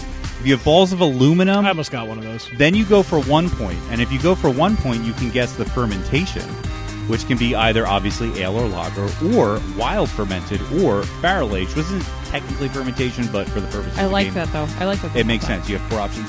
Or, also for 1 point, you can guess an ABV range, and it gives you What a are the range. ranges that The we can choose ranges from? are 0 to 4%, 4.1 to 6%. Hold on, it should be 0 to 4.5. It should be, but it's not. It should be 6.1% to 9%, or 9% and above. So basically, it goes from like table beer, session beer, normal beer, Dan beer. On a scale from 1 to Yeah, damn. so those are you get to pick it, and you kind of get it as we go along. Now, obviously, you can't see this. I'll post pictures on the website of the board when this episode releases, so you can take a look at it. I'm also going to put up an article before this episode comes out, so go back and check that out. A little review of the game. Get your DeLorean. And maybe well, you don't have to get your because it'll still be. Yeah, it's on the internet. It's there forever. Yeah, but you want to see it fresh before this. Sure. You can get some background knowledge. So and maybe we'll take some pictures while playing and put that up. So anyway, I've talked a lot. But if you want to check this game out, you can go to unlabeledgame.com. They're also on Facebook as Unlabeled Game and on Instagram as Unlabeled Game. They did a Kickstarter, raised over $6,000 to make this game. Their goal was actually $6,500, and they got to $6,822. So they beat their goal, which is pretty cool. So yeah, if you want to check out their Kickstarter page, just look up Unlabeled Game on Kickstarter. Like I said, they've already launched, but there's a lot of cool info in there. There's an interview with the guy who invented it. Cool guy. I think he's from Michigan. But yeah, Unlabeled Beer Game. Check them out on the Can we internet. play already? So we're going to start. So I have brought the first mystery beer. Yep. I poured myself one because it's a good beer. Might and as I well. just want to drink it. Yeah. So everybody can, sample the beer, smell the beer, do all the normal beer drinking things you do, and then decide how bold you want to be in your guess and what you want to guess about this beer. And if you've never drank beer in this blind fashion, I highly encourage people to do it. Just like we do with the chocolate as well. Again, it just takes all labels, all mental stuff, all psychological stuff out, and you really focus and really think about what you taste. Yeah, but it sucks because you drink it and you're like, I've had this fucking beer before and I don't know what the You fuck don't it is. remember what it is, and then you're told, and you're like, oh, God, why didn't I know that? See, I'm just trying to think of the beers that you would buy. Especially if you're like, oh, this is a The good beer, I beers want to that I drink would it. buy, Like, yeah. that makes it sound like it's a beer that you would like. It's a good beer. I also beers for this game, like obviously the more like sort of straightforward to style beers are good for this game. So I tried to pick out beers like that, and I recommended everyone else do the same. So at least one place to start. And the other cool thing is the beer style categories on the board are sort of colored to match the color that beer would be. So whoever wants to go ahead and place your bets, place that meeple on the board. Now, again, if you're feeling skittish, you can just guess the fermentation or the ABV. A little bolder, you can guess the category. More bold, the specific style, or balls of steel, exactly what beer this is. There's also a variation of this game where you can kind of do multiple choice, where everybody knows what all the beers are, but not what each one that you are currently drinking is, which makes the all-in a little less risky. So think about. Think about it from the broadest to the specific. Does it seem like a high alcohol beer, a low alcohol beer? Is it an ale? Is it a lager? Is it sour? Is it barrel aged? Everybody's staring tentatively at the board. Where do I put my meeple? Familiar? You put it. So it depends on what you want to guess. Fermentation, you're going to put it over here in this area. Alcohol content over there. If you want the broad style category, top part or specific.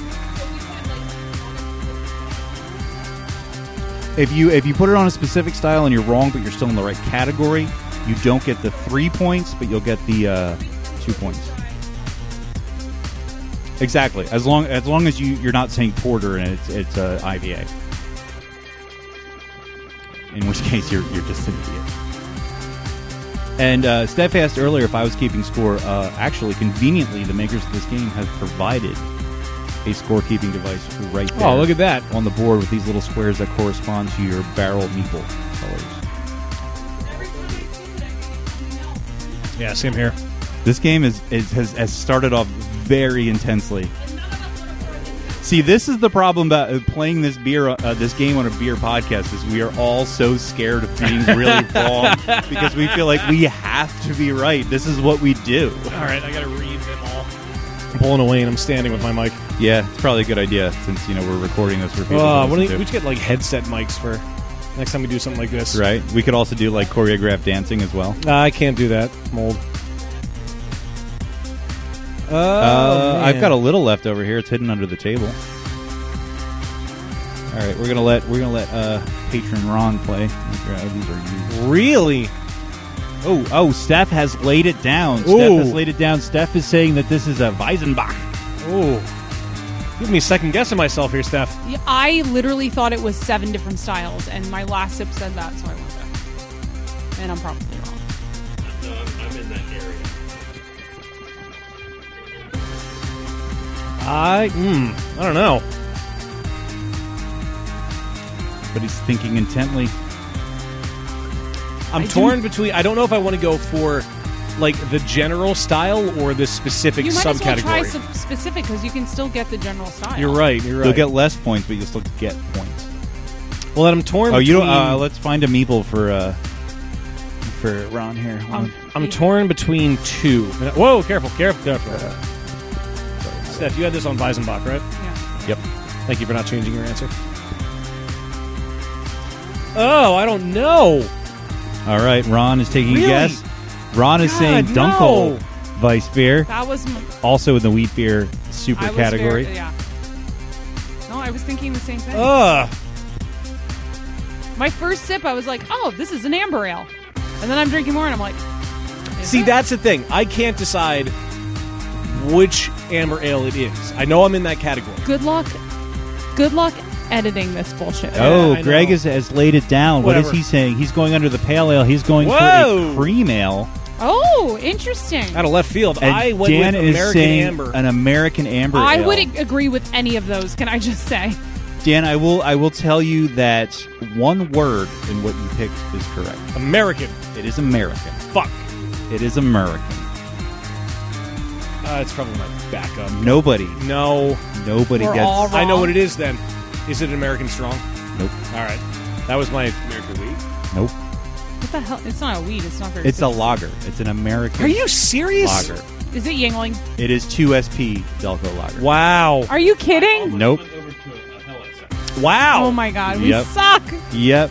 No points for anyone. points. No points for Oh. anyone.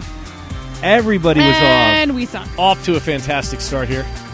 But again, this just goes to show that tasting beers blind is not I'm just gonna go rough. on record saying that I should go last. Oh, great.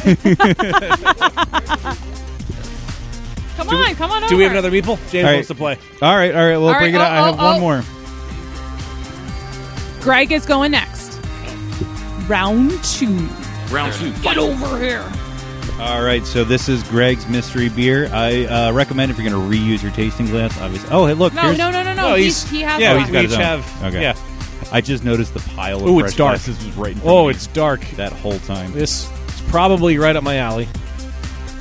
And Oh, it this came looks- from Steph's collection. Thank This you, looks sir. like a beer I want to taste. Smells like a beer I want to taste. Ooh, that's a really interesting aroma. Oh, you didn't. Thank you. I'm trying to use like better words for when I'm horribly wrong at guessing what it is. At least I said things like aroma. Ooh, this smells strong. It does. All right, so Steph is the pink, Greg is the orange, Dan is the blue, I am the red, Ron is green, and James is yellow. James with the yellow. None of that matters because no one has any points yet. Oh boy. All right, so we're moving on to our second beer. Everybody has theirs. Let's give it a little taste. Fuck, I can't remember what was in my fridge. All right, so here's what I'm going to say.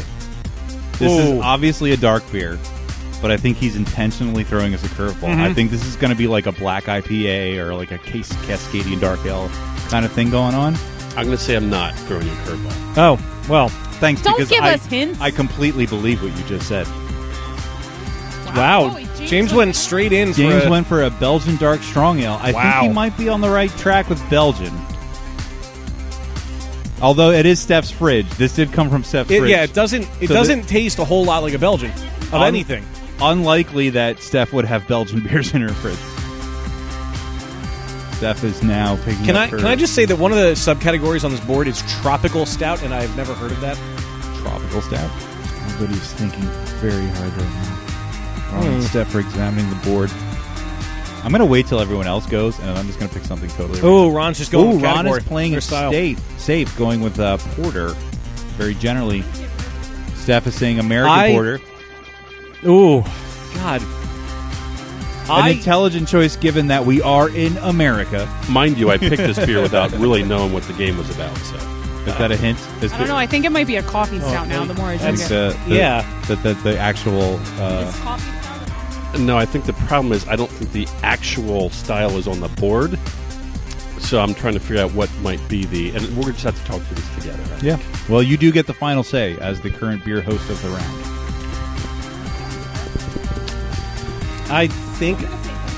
I was thinking that, but I don't. It's not creamy enough to be an oatmeal stout, All right. in my humble opinion. All right. Who hasn't gone yet? Me, Dan hasn't gone yet. I haven't gone yet. I think I know what beer this is, but I think it might be unfair because Because it was in your fridge. All right, I'm going with sweet stout. Dan is going with sweet stout. I'm going to take a page out of James's book, Oh, you're going on the strong ale end. and I'm No. going to go. I know what you're going to go with. I think Can't change your mind now. you already changed your answer. Get back. It came out of your fridge. You can't change your answer. You had it on oatmeal stout. That's your answer. No, I'm going to. I'm curious to see what she's changing it to. Oh! That's close to what I was gonna go with. So he said the specific styles in here. What is that? I can see Dunkelbach, Eisbach, Hellsbach. What did you put it on? I put it on Doppelbock. Oh, Doppelbach. Oh, Doppelbach, Dunkelbach. because there's this like lingering malty sweetness in the Yeah. back that I don't think you would get. From I was going to go don't over know. in the strong ale area. I was even thinking barley wine, but I was like, Steph wouldn't have a barley wine in her I fridge. kind of assume it's just a stout that's not a dry stout. Well, that's why I That's- was thinking a coffee stout because I was getting the You know what? bitterness. You know I what? wasn't getting You know coffee what? at all. You know what? Fuck it. Dark lager. I was thinking that. That was my backup answer. All right. What do we got? Please reveal the beer in question. Mr. Orth. Is the Anchor Christmas Mother- Ale?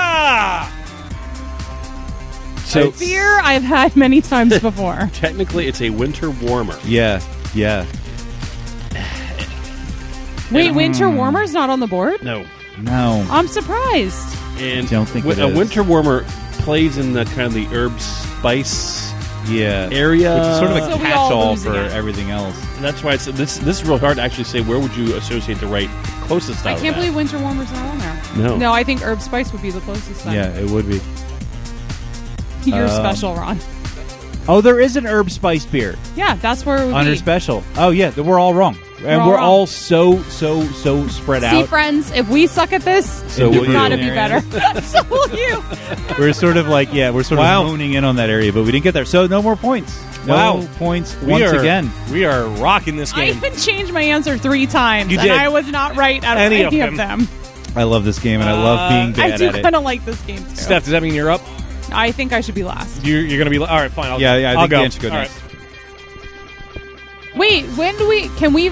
wait a minute. I forgot we could vote on fermentation style. That's instead of... Yeah. Yeah, if I- you're really unsure, you can just be So like. that's I'm just to gonna get, do like, that. 1 Can I point. get 2 more So little if glasses? if somebody had put ale down and just like said it's an ale, Fuck it, it's an ale. they would have got a point because it's fucking ale. Because you know what? I don't know. I think would have gotten that wrong because I may have put it in as lager. a bold strategy in this game is to always pick ale because if you're drinking craft beer, 90% of the time it's gonna be an ale. Yeah, that's true. Are you sure you're not just peeing under the table in a cup? Because right now, as I'm looking at you, it comes down. It's foamy. It's kind of gold. You guys playing? We had the we had final a round. bottle share of great stuff, and Oh, I'm sorry. No, this is the penultimate round. Steph is Oh, the yeah, final because round. Steph still Or needs it's the hers. final round, and I'm the encore. There you go. Even better. This is Dan's beer. This is my beer. So Dan has poured his beer. Everybody's got it in their glass. It's very pale. Purchased a mere 3 hours ago. Very, very pale and clear. I smell urine. This is a lager of some sort. Just putting that out there. Definitely a lager.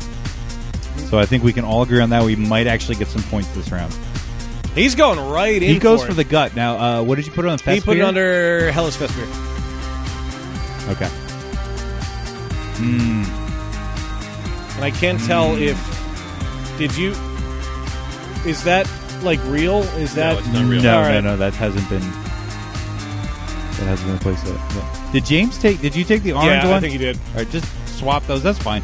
You're right. It's all good. No, I just like Greg being orange. For some reason, it makes sense. It was all Yeah, yellow. The yellow is James.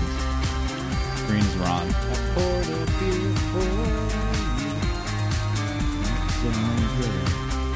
What if beer was one of us? Throw the word beer into one-hit wonders from the 90s. All right. I actually think Dan has thrown us an interesting curveball here. I am glad to hear that because I did not think that was the case at all when I picked this. Oh, really? I like that beer. Doobie-dop-bop-bop-ba, yeah. Beer.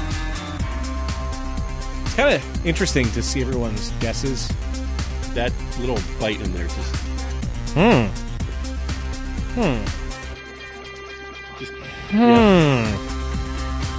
Just a tiny little bite. I'm glad we all agree it's a lot. Just a slight nibble. That was pretty apparent. I love how Steph does not have a microphone. like in a- her I hand. know, If it's because It's almost like she's never done a If podcast it's like a Prima before. Pills, it is. But for traditional pills, it's too bitey. All right, well, while everybody is contemplating, I'm going to fucking put my money on American Light Lager. Wow. I don't care. Bitches, I'm reckless. Do you really think that I went and got like a Bitches, fucking I'm reckless. Bud Light or something? Bitches, I'm reckless. Because you might be right. Just do it, Steph. Just do it. Just do it. I think it's Rolling Just Rock. do it. It's not a Pilsner. Not a Pilsner. Nobody has any points. If you put it on lager, you'll be fine. Everybody in? Everybody has made their guesses. Everyone has made Everybody- their guesses. Everybody is concentrated in the pale lager corner, but divided under that. So let's reveal what this Divided beer we is. fall. Well, friends, I brought Hardywood Pills. Motherfucker. It was a Pilsner. I was so sure, Steph, that you would absolutely get it. It's a No Hardywood questions Pilsner. asked. It was that sweetness in the background that was throwing me off. It was so. That's why It I was thought so. It was a Hellas and not Yeah. pills. It was. But Wow. it had the bitiness of the pills, the bitterness. It Motherfucker. wasn't super hoppy for a Pils. Yeah. No, I yeah. thought Definitely. It was hoppy. That's why I thought it was Really? I thought it. That's what made me think it wasn't. Huh. Interesting.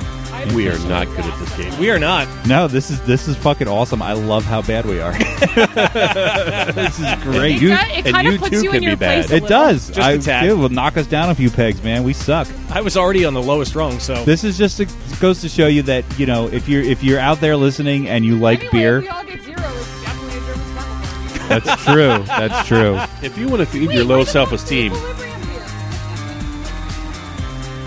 All right, so we have one beer left. there we go. Steph, you're up. Steph, who's Yes. forgotten how to use a microphone. Maybe that's a good thing. Really? You can't just like do it under the table like the rest of us?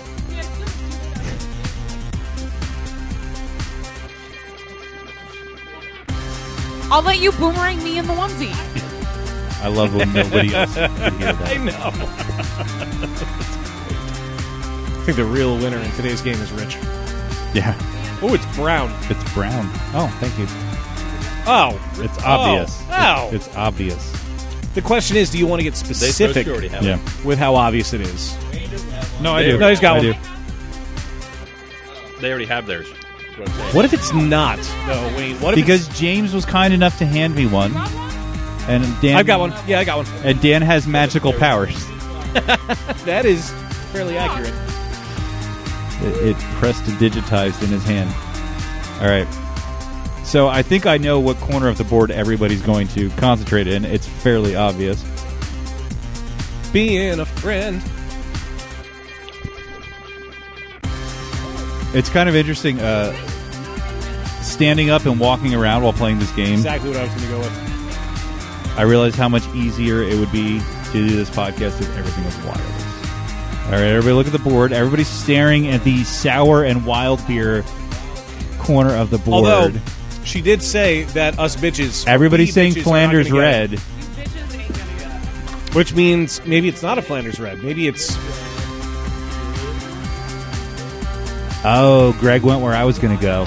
Greg went for O'Brien. Ooh, I wonder... I was going to go there. Yeah, if you pick one of these, you only get 1 point if you get it right, but it's very broad. So if it is barrel-aged, then you get a point. Or you can put it on wild fermented and obviously get a point because it's obviously...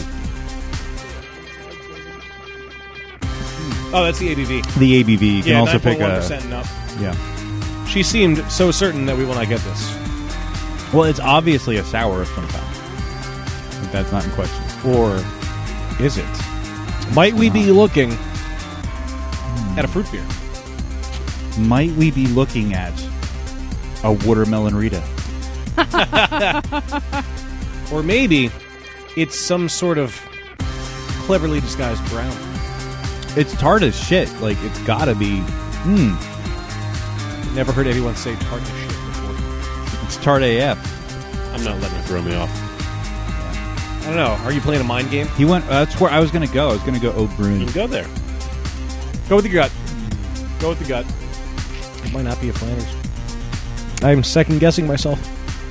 You should be. It's not a Berliner Weiss. No, it's definitely... I can tell you it's not. It is not a Berliner Weiss. And here's a freebie. It is not an IPA. Thanks. You know what? You just give until it hurts, and then you give a little bit more. Oh, it's a wood beer. For sure. Oh, shizzle, mine is it. Do I go O'Brien? Oh! Wait a minute. Nope, Ron is... No. Ron All is- right, I'm gonna... Nope, Ron is saying just wild fermentation. Wait a minute. All right, well, I'm going to go O'Brien. I'm not She doesn't guessing. go 'cause I it's know her what beer. it is. That would kind of defeat the hell? purpose. It only took 4 rounds, and Ron finally got it. That kind of defeats the purpose. Welcome to the party. Motherfucker.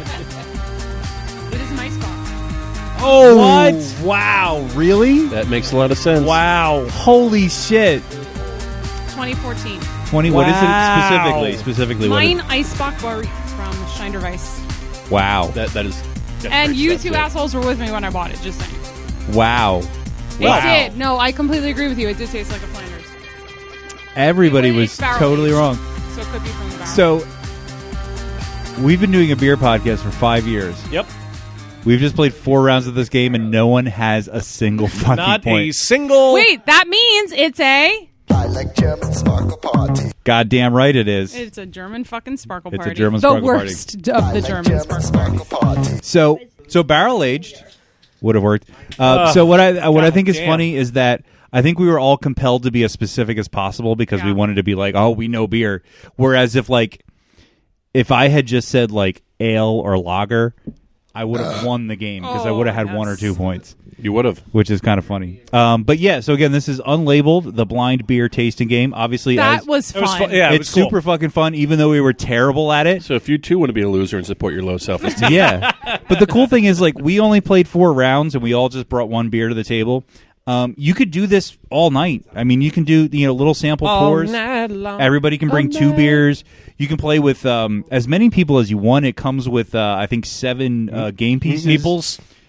But you can make your own meatballs. But yeah, you can use bottle caps. You can use freaking, paper clips, whatever you're lying around. Bitcoins. But yeah, it's available on Amazon. Bottle caps. You can search for it on Amazon. That's where we had it shipped from. Unlabeledgame.com and Unlabeled Game on Facebook, Unlabeled Game on Instagram. And I definitely recommend, like I said, even though they've already launched, check out their Kickstarter page because you get a cool backstory about the game and everybody helped make it happen. And I think what's really cool is that I just think it's cool that we live in a time where like some dude could come up with this idea, raise money on the internet, and make it happen. And now What we're a playing this time game. to And be it kind of alive. puts you in your place because it shows you that you really don't know everything that you think you know. Yeah, so it's really stuff. cool. It's Good a lot of stuff. fun. It's a lot of fun. Goose egg. So now that we've determined that we don't know what we're talking about, This is the time of the podcast where we. So this is obviously the part of the podcast where we shout out to our most generous patrons on Patreon, many of whom are in the house this evening. People like James Lamberg, Eric Dixon, who's not here, Joe Mansell, who's not here, Drugs. Sloan Peterson, who's not here, I didn't pull that out. But Brian Mills, I want herpes in my mouth. Oak Brook Brewing Company, I have 2 new friend requests. I remember that night. Wolfgang von Koltz, I'm a real American. It works so much. Jen McDonald, Oh Black Lager, keep on rolling, Marilyn Engelman, Pizza. Josh Price, I have Tourette's. Ron McDonald, and Victoria Miles. I love it. I love the insert of the soundboard between patron names. That was my favorite thing ever. If you want to get on this list or come to cool events like this or listen to Last Call or drink Hetty Topper. or drink Hetty Topper or all these cool things. Wait, we have Hetty Topper? Oh, shit. Or if you just want to be generous, you go to patreon.com/beerbusters. You can sign up to become a patron. You can spend as little as $1 a month and get access to all the cool behind-the-scenes perks I just mentioned and many more. Patreon.com/beerbusters. We drank a lot of beer this evening, Dan, and We really did. someone has to pay for it. Yeah. Capitalism. Say, Yvonne, remember when I said I'd have to send away to NASA to calculate your bar tab? Oh, yeah. We all had a good laugh, Mo. The results came back today. You owe me $70 billion. This episode of Beer Busters is brought to you in part by Audible. Discover what millions already have. You don't just listen to an Audible book, you feel it. You can go over to audibletrial.com/beerbusters to sign up for your free 30-day membership. Plus, you get 1 book to get you started. After that, each month is $14.95. You get a credit a month for a book. Good for any book, regardless of price. It's ad-free, premium audio you listen to offline with no interruptions. It's your own library to build. You keep your books forever, even if you cancel. Exclusive member-only savings like 30% off additional audiobooks each month. There's easy exchanges. If you don't love a book, swap it for free anytime. Seriously. That is audibletrial.com/beerbusters for your 30-day trial. Today's episode is brought to you in part by Vinyl Me Please. Vinyl Me Please is a record of the month club. In fact, it is the best damn record club. Every month, Vinyl Me Please features one album that is essential to the modern vinyl collection and sends it to thousands of members worldwide. Each record is pressed exclusively for Vinyl Me Please, with features you can't get anywhere else, things like bonus tracks, inserts, colored variants, and they all come packed with a 12x12 album-inspired art print and custom cocktail pairing recipe. Yeah. If you want to try Vinyl Me Please, you can go to joinvmp.com/beerbusters to sign up today. Again, that's go to joinvmp.com/beerbusters to join Vinyl Me Please today. No, your beers. No, your beers. Steph, what do we have? Now that we spent 10 minutes showing how much we don't know about beer, why don't you tell us something we do know? Because you're generous in saying 10 More minutes. like 45 minutes. Yeah.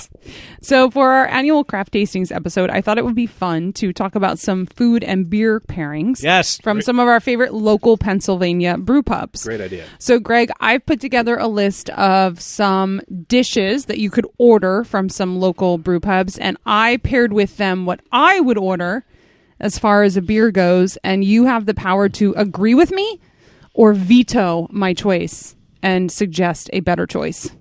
Okay, let's do it. And I will say that none of these breweries had Icebox on their draft list, so you can't choose that, although it is the perfect beer. So let's start with Appalachian Brewing Company, or Appalachian Brewing Company, as it were. I chose their Mocha Mole Short Rib, which is tender braised boneless short rib, brined in Chocolate Avenue Stout, and served in a rich mocha mole sauce with creamy mashed potatoes and fresh vegetables.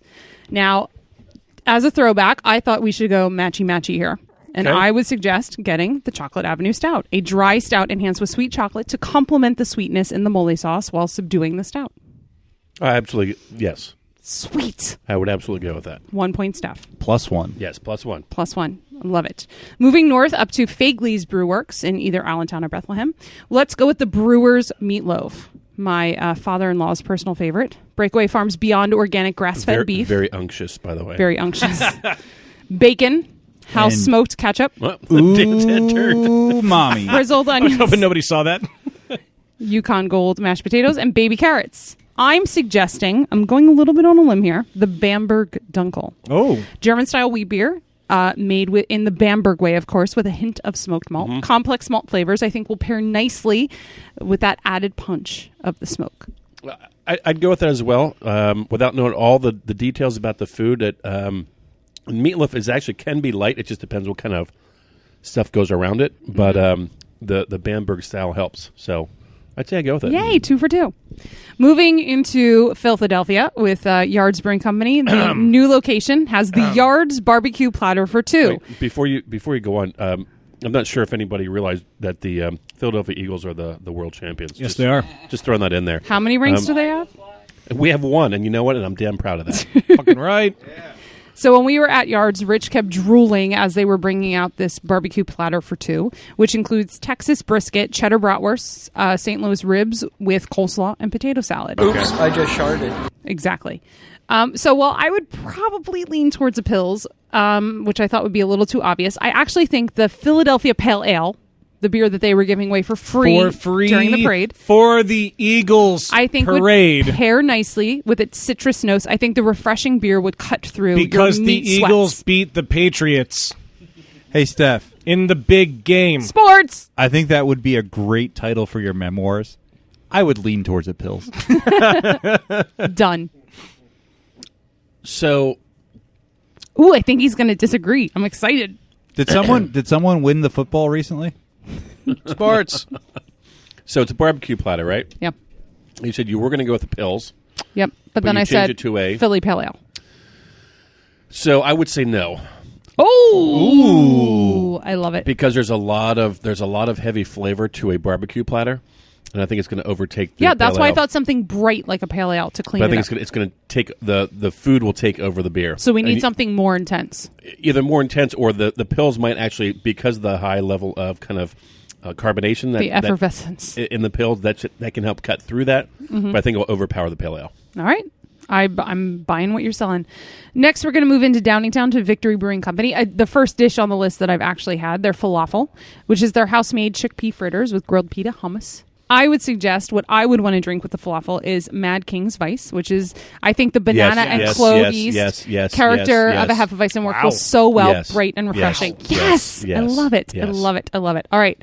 On to Well Hershey. played. Well played. Trogs Brewing Company. I thought of Rich here. We're ordering the currywurst.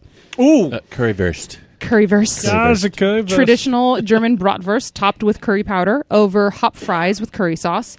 This was probably the most hesitant I was of all these pairings, but I'm like, go for it. Do the Troganator. Ooh. Do it. I feel like love the me some double bock, Troganator. I think the thick chewiness of this beer with the intense notes of caramel, chocolate, and dried stone fruit, I think it can really stand up to the curry. Although if they would have a Weizenbock, which they don't currently have on their tap list, I think that would work even better. But because they didn't have that, I went with Troganator because it's a great beer. I would agree with everything you just said. Oh, With what they have available, Troganator is going to be your best yeah. option. If they have a Weizenbock, go with that. I would like to though. agree with everything you just said, with one exception. All of it. No, I think No. Troganator and curry, I never thought of that. That'd be really fucking good. Yeah, And it the would be Weizenbock really- makes sense, but Yeah. if you're looking at what they have available, then absolutely. Troganator.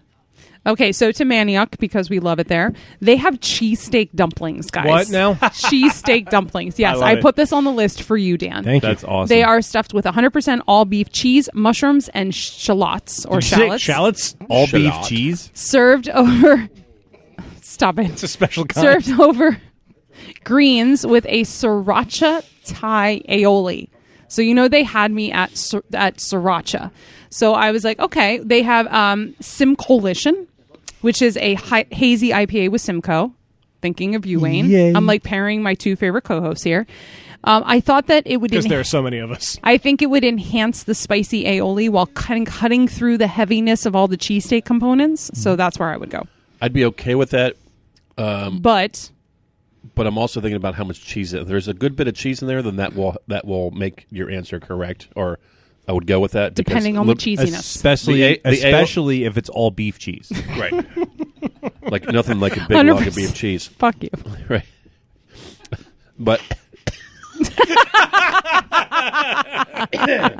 so the aioli is mostly going to be on the lighter side. So if there's a good amount of cheese in there, then I think that beer will work. All right. Moving to one of our favorite breweries, Oakbrook Brewing Company. Yay. Known for their barbecue. I picked the smoked pulled pork sandwich. Their smoked barbecue pulled pork topped with crispy fried onions, cheddar cheese, So good. and barbecue sauce on a pretzel roll. I thought the Venerable Parrot IPA would go really well with this. It has grapefruit and it's served with a spring of rosemary. So I thought this hoppier beer would cut through the intense savory flavors of the barbecue, and that nice herbal hint with the rosemary would pair nicely. I have done that, and I agree. Oh, there you go. How bitter is the beer? It's Not more very. it's more citrusy. Yeah, it's definitely Especially very citrus when you forward. get the rosemary garnish on it, it really cuts through a lot, and it brings out a lot of the actual flavor of it. Gotcha. No, then I'd go with that. Awesome.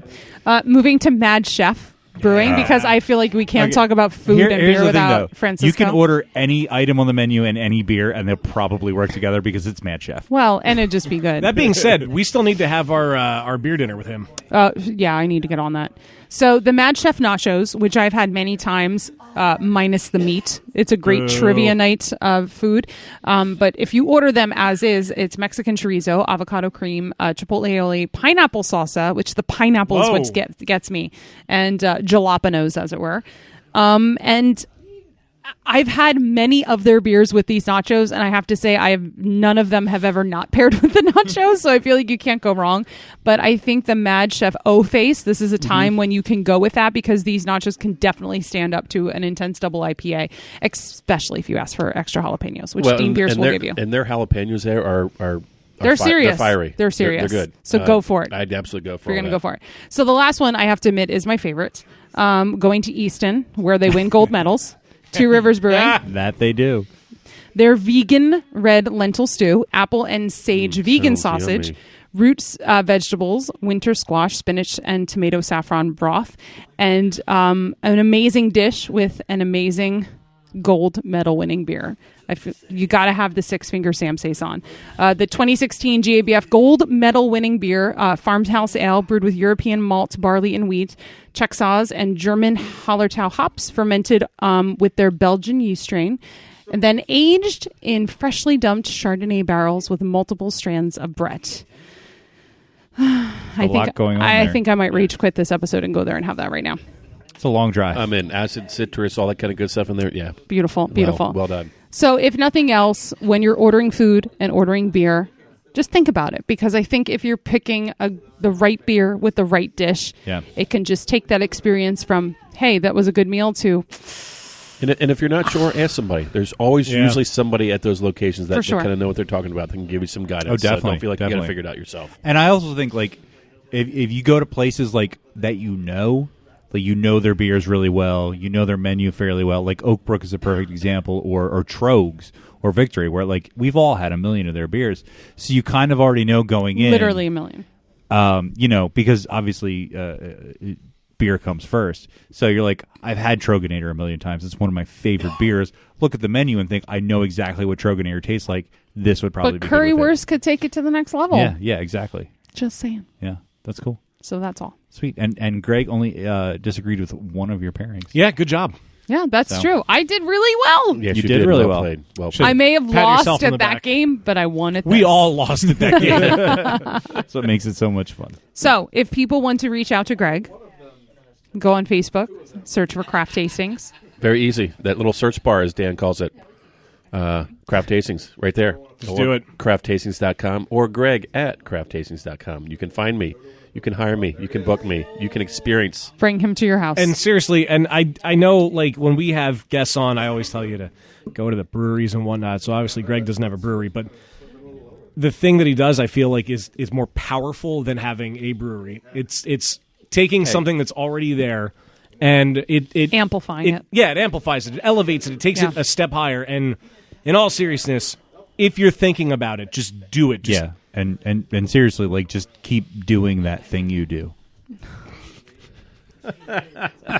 Okay, well. And just think, you could be listening anywhere in the world, and if you're willing to pay his way there, I'll come. he'll go. Absolutely. Anywhere. Beijing, let's go. All right, let's do it. I will be there. Yeah, Thanks Japan- again for having me. Japan's Good got beer. a Love it. Hello Kitty beer. they do. Pairs Oh some my chocolate God. with those. I can't wait for last call. Pair it with Chinese food. But yes, thanks for being here again. Thanks for keeping this annual tradition alive. This is the longest running tradition we have on this podcast, I think. I think true. it's the only tradition Yeah. we have. Yeah, that's pretty accurate. But it is worth I mean, we keeping have up. repeat guests, but Yeah. Right, but this is like Stickman every, is kind of becoming a tradition now, Yeah, too. sort of, yeah. which we'll be back there at some point in the near future. We will in April. Yeah. Good The stuff episode over there. right before Yeah. my birthday. Oh, and April. Jen heard it. April something. Don't worry about it. April something or other. Or am I here? Hey, here's an idea. Follow us on Facebook. Boom. Boom. Drop the mic. Yes. Well, of course, you know, as Greg said, you can search in the Facebook for craft tastings. But while you're there, also search for Beer Busters Podcast on the Facebook. I feel like if they've listened this far, they should already follow you us on Facebook. they probably do. Follow us on Instagram. Tell your Instagram's way friends. better. Oh, and hey, we might have free tickets to the AC Beer Fest to give away Exactly. Yeah, they should be coming soon. at some point. I don't know how we're doing So it, stay tuned for that. but It'll be on the social. we are contractually obligated to give away 2 tickets, so we'll figure out a way to do it. Wait, did we sign a contract? No, we have to. It's part of our deal. Oh, shit. Well, all right. I have to sign something, apparently. We're not signing anything. No, No. but we do have to But give they the are tickets. gonna give us tickets to for give away. autographs. We are signing autographs at the AC Beer Fest where you can win 2 tickets. No, you can win because you're already there. You have the ticket. Well, no, you can win 2 tickets to get there and then get our autographs. Who's going to win our autograph? Nobody, and that's the best part. You can have a high five, we'll autograph the tickets. Remember when we used to do autographed high fives? Yeah, way back in the day? which never actually happens. I know. Shush! It was the theater of the mind or whatever. Can you end this? No. Unfortunately, my friends. Well, This I mean, brings us to the end this does bring us of another episode just of Beer Busters. Beer Busters. I was just going to let you guys keep going. Well, that's the post. I know. It No is. squids. We were hitting the post. No You're too squids. early for the squids. You were No too early. squids. We still have 30 seconds to It's never vamp. too early No for the So what squids. I'm going to do No is say squids. again, Greg, thank you for Thanks coming for out having here. Thanks, Greg. me. It's Again. always a blast. And seriously, if you're out there, hire this man to have large, wide, eye-opening He experiences. is getting a rousing standing ovation from our patrons Thank right you now. to the They are patrons. throwing confetti. No one is standing. Thank you to the patrons in the house. I am got Dan hit with a Baker, snowball. joined by my co-host and brewologist, Steph Hefner. and of course the Demented and Fermented. I forgot. Yep, no squids were harmed here. We'll see you next time. Bye. Unctuous Junction, what's your function?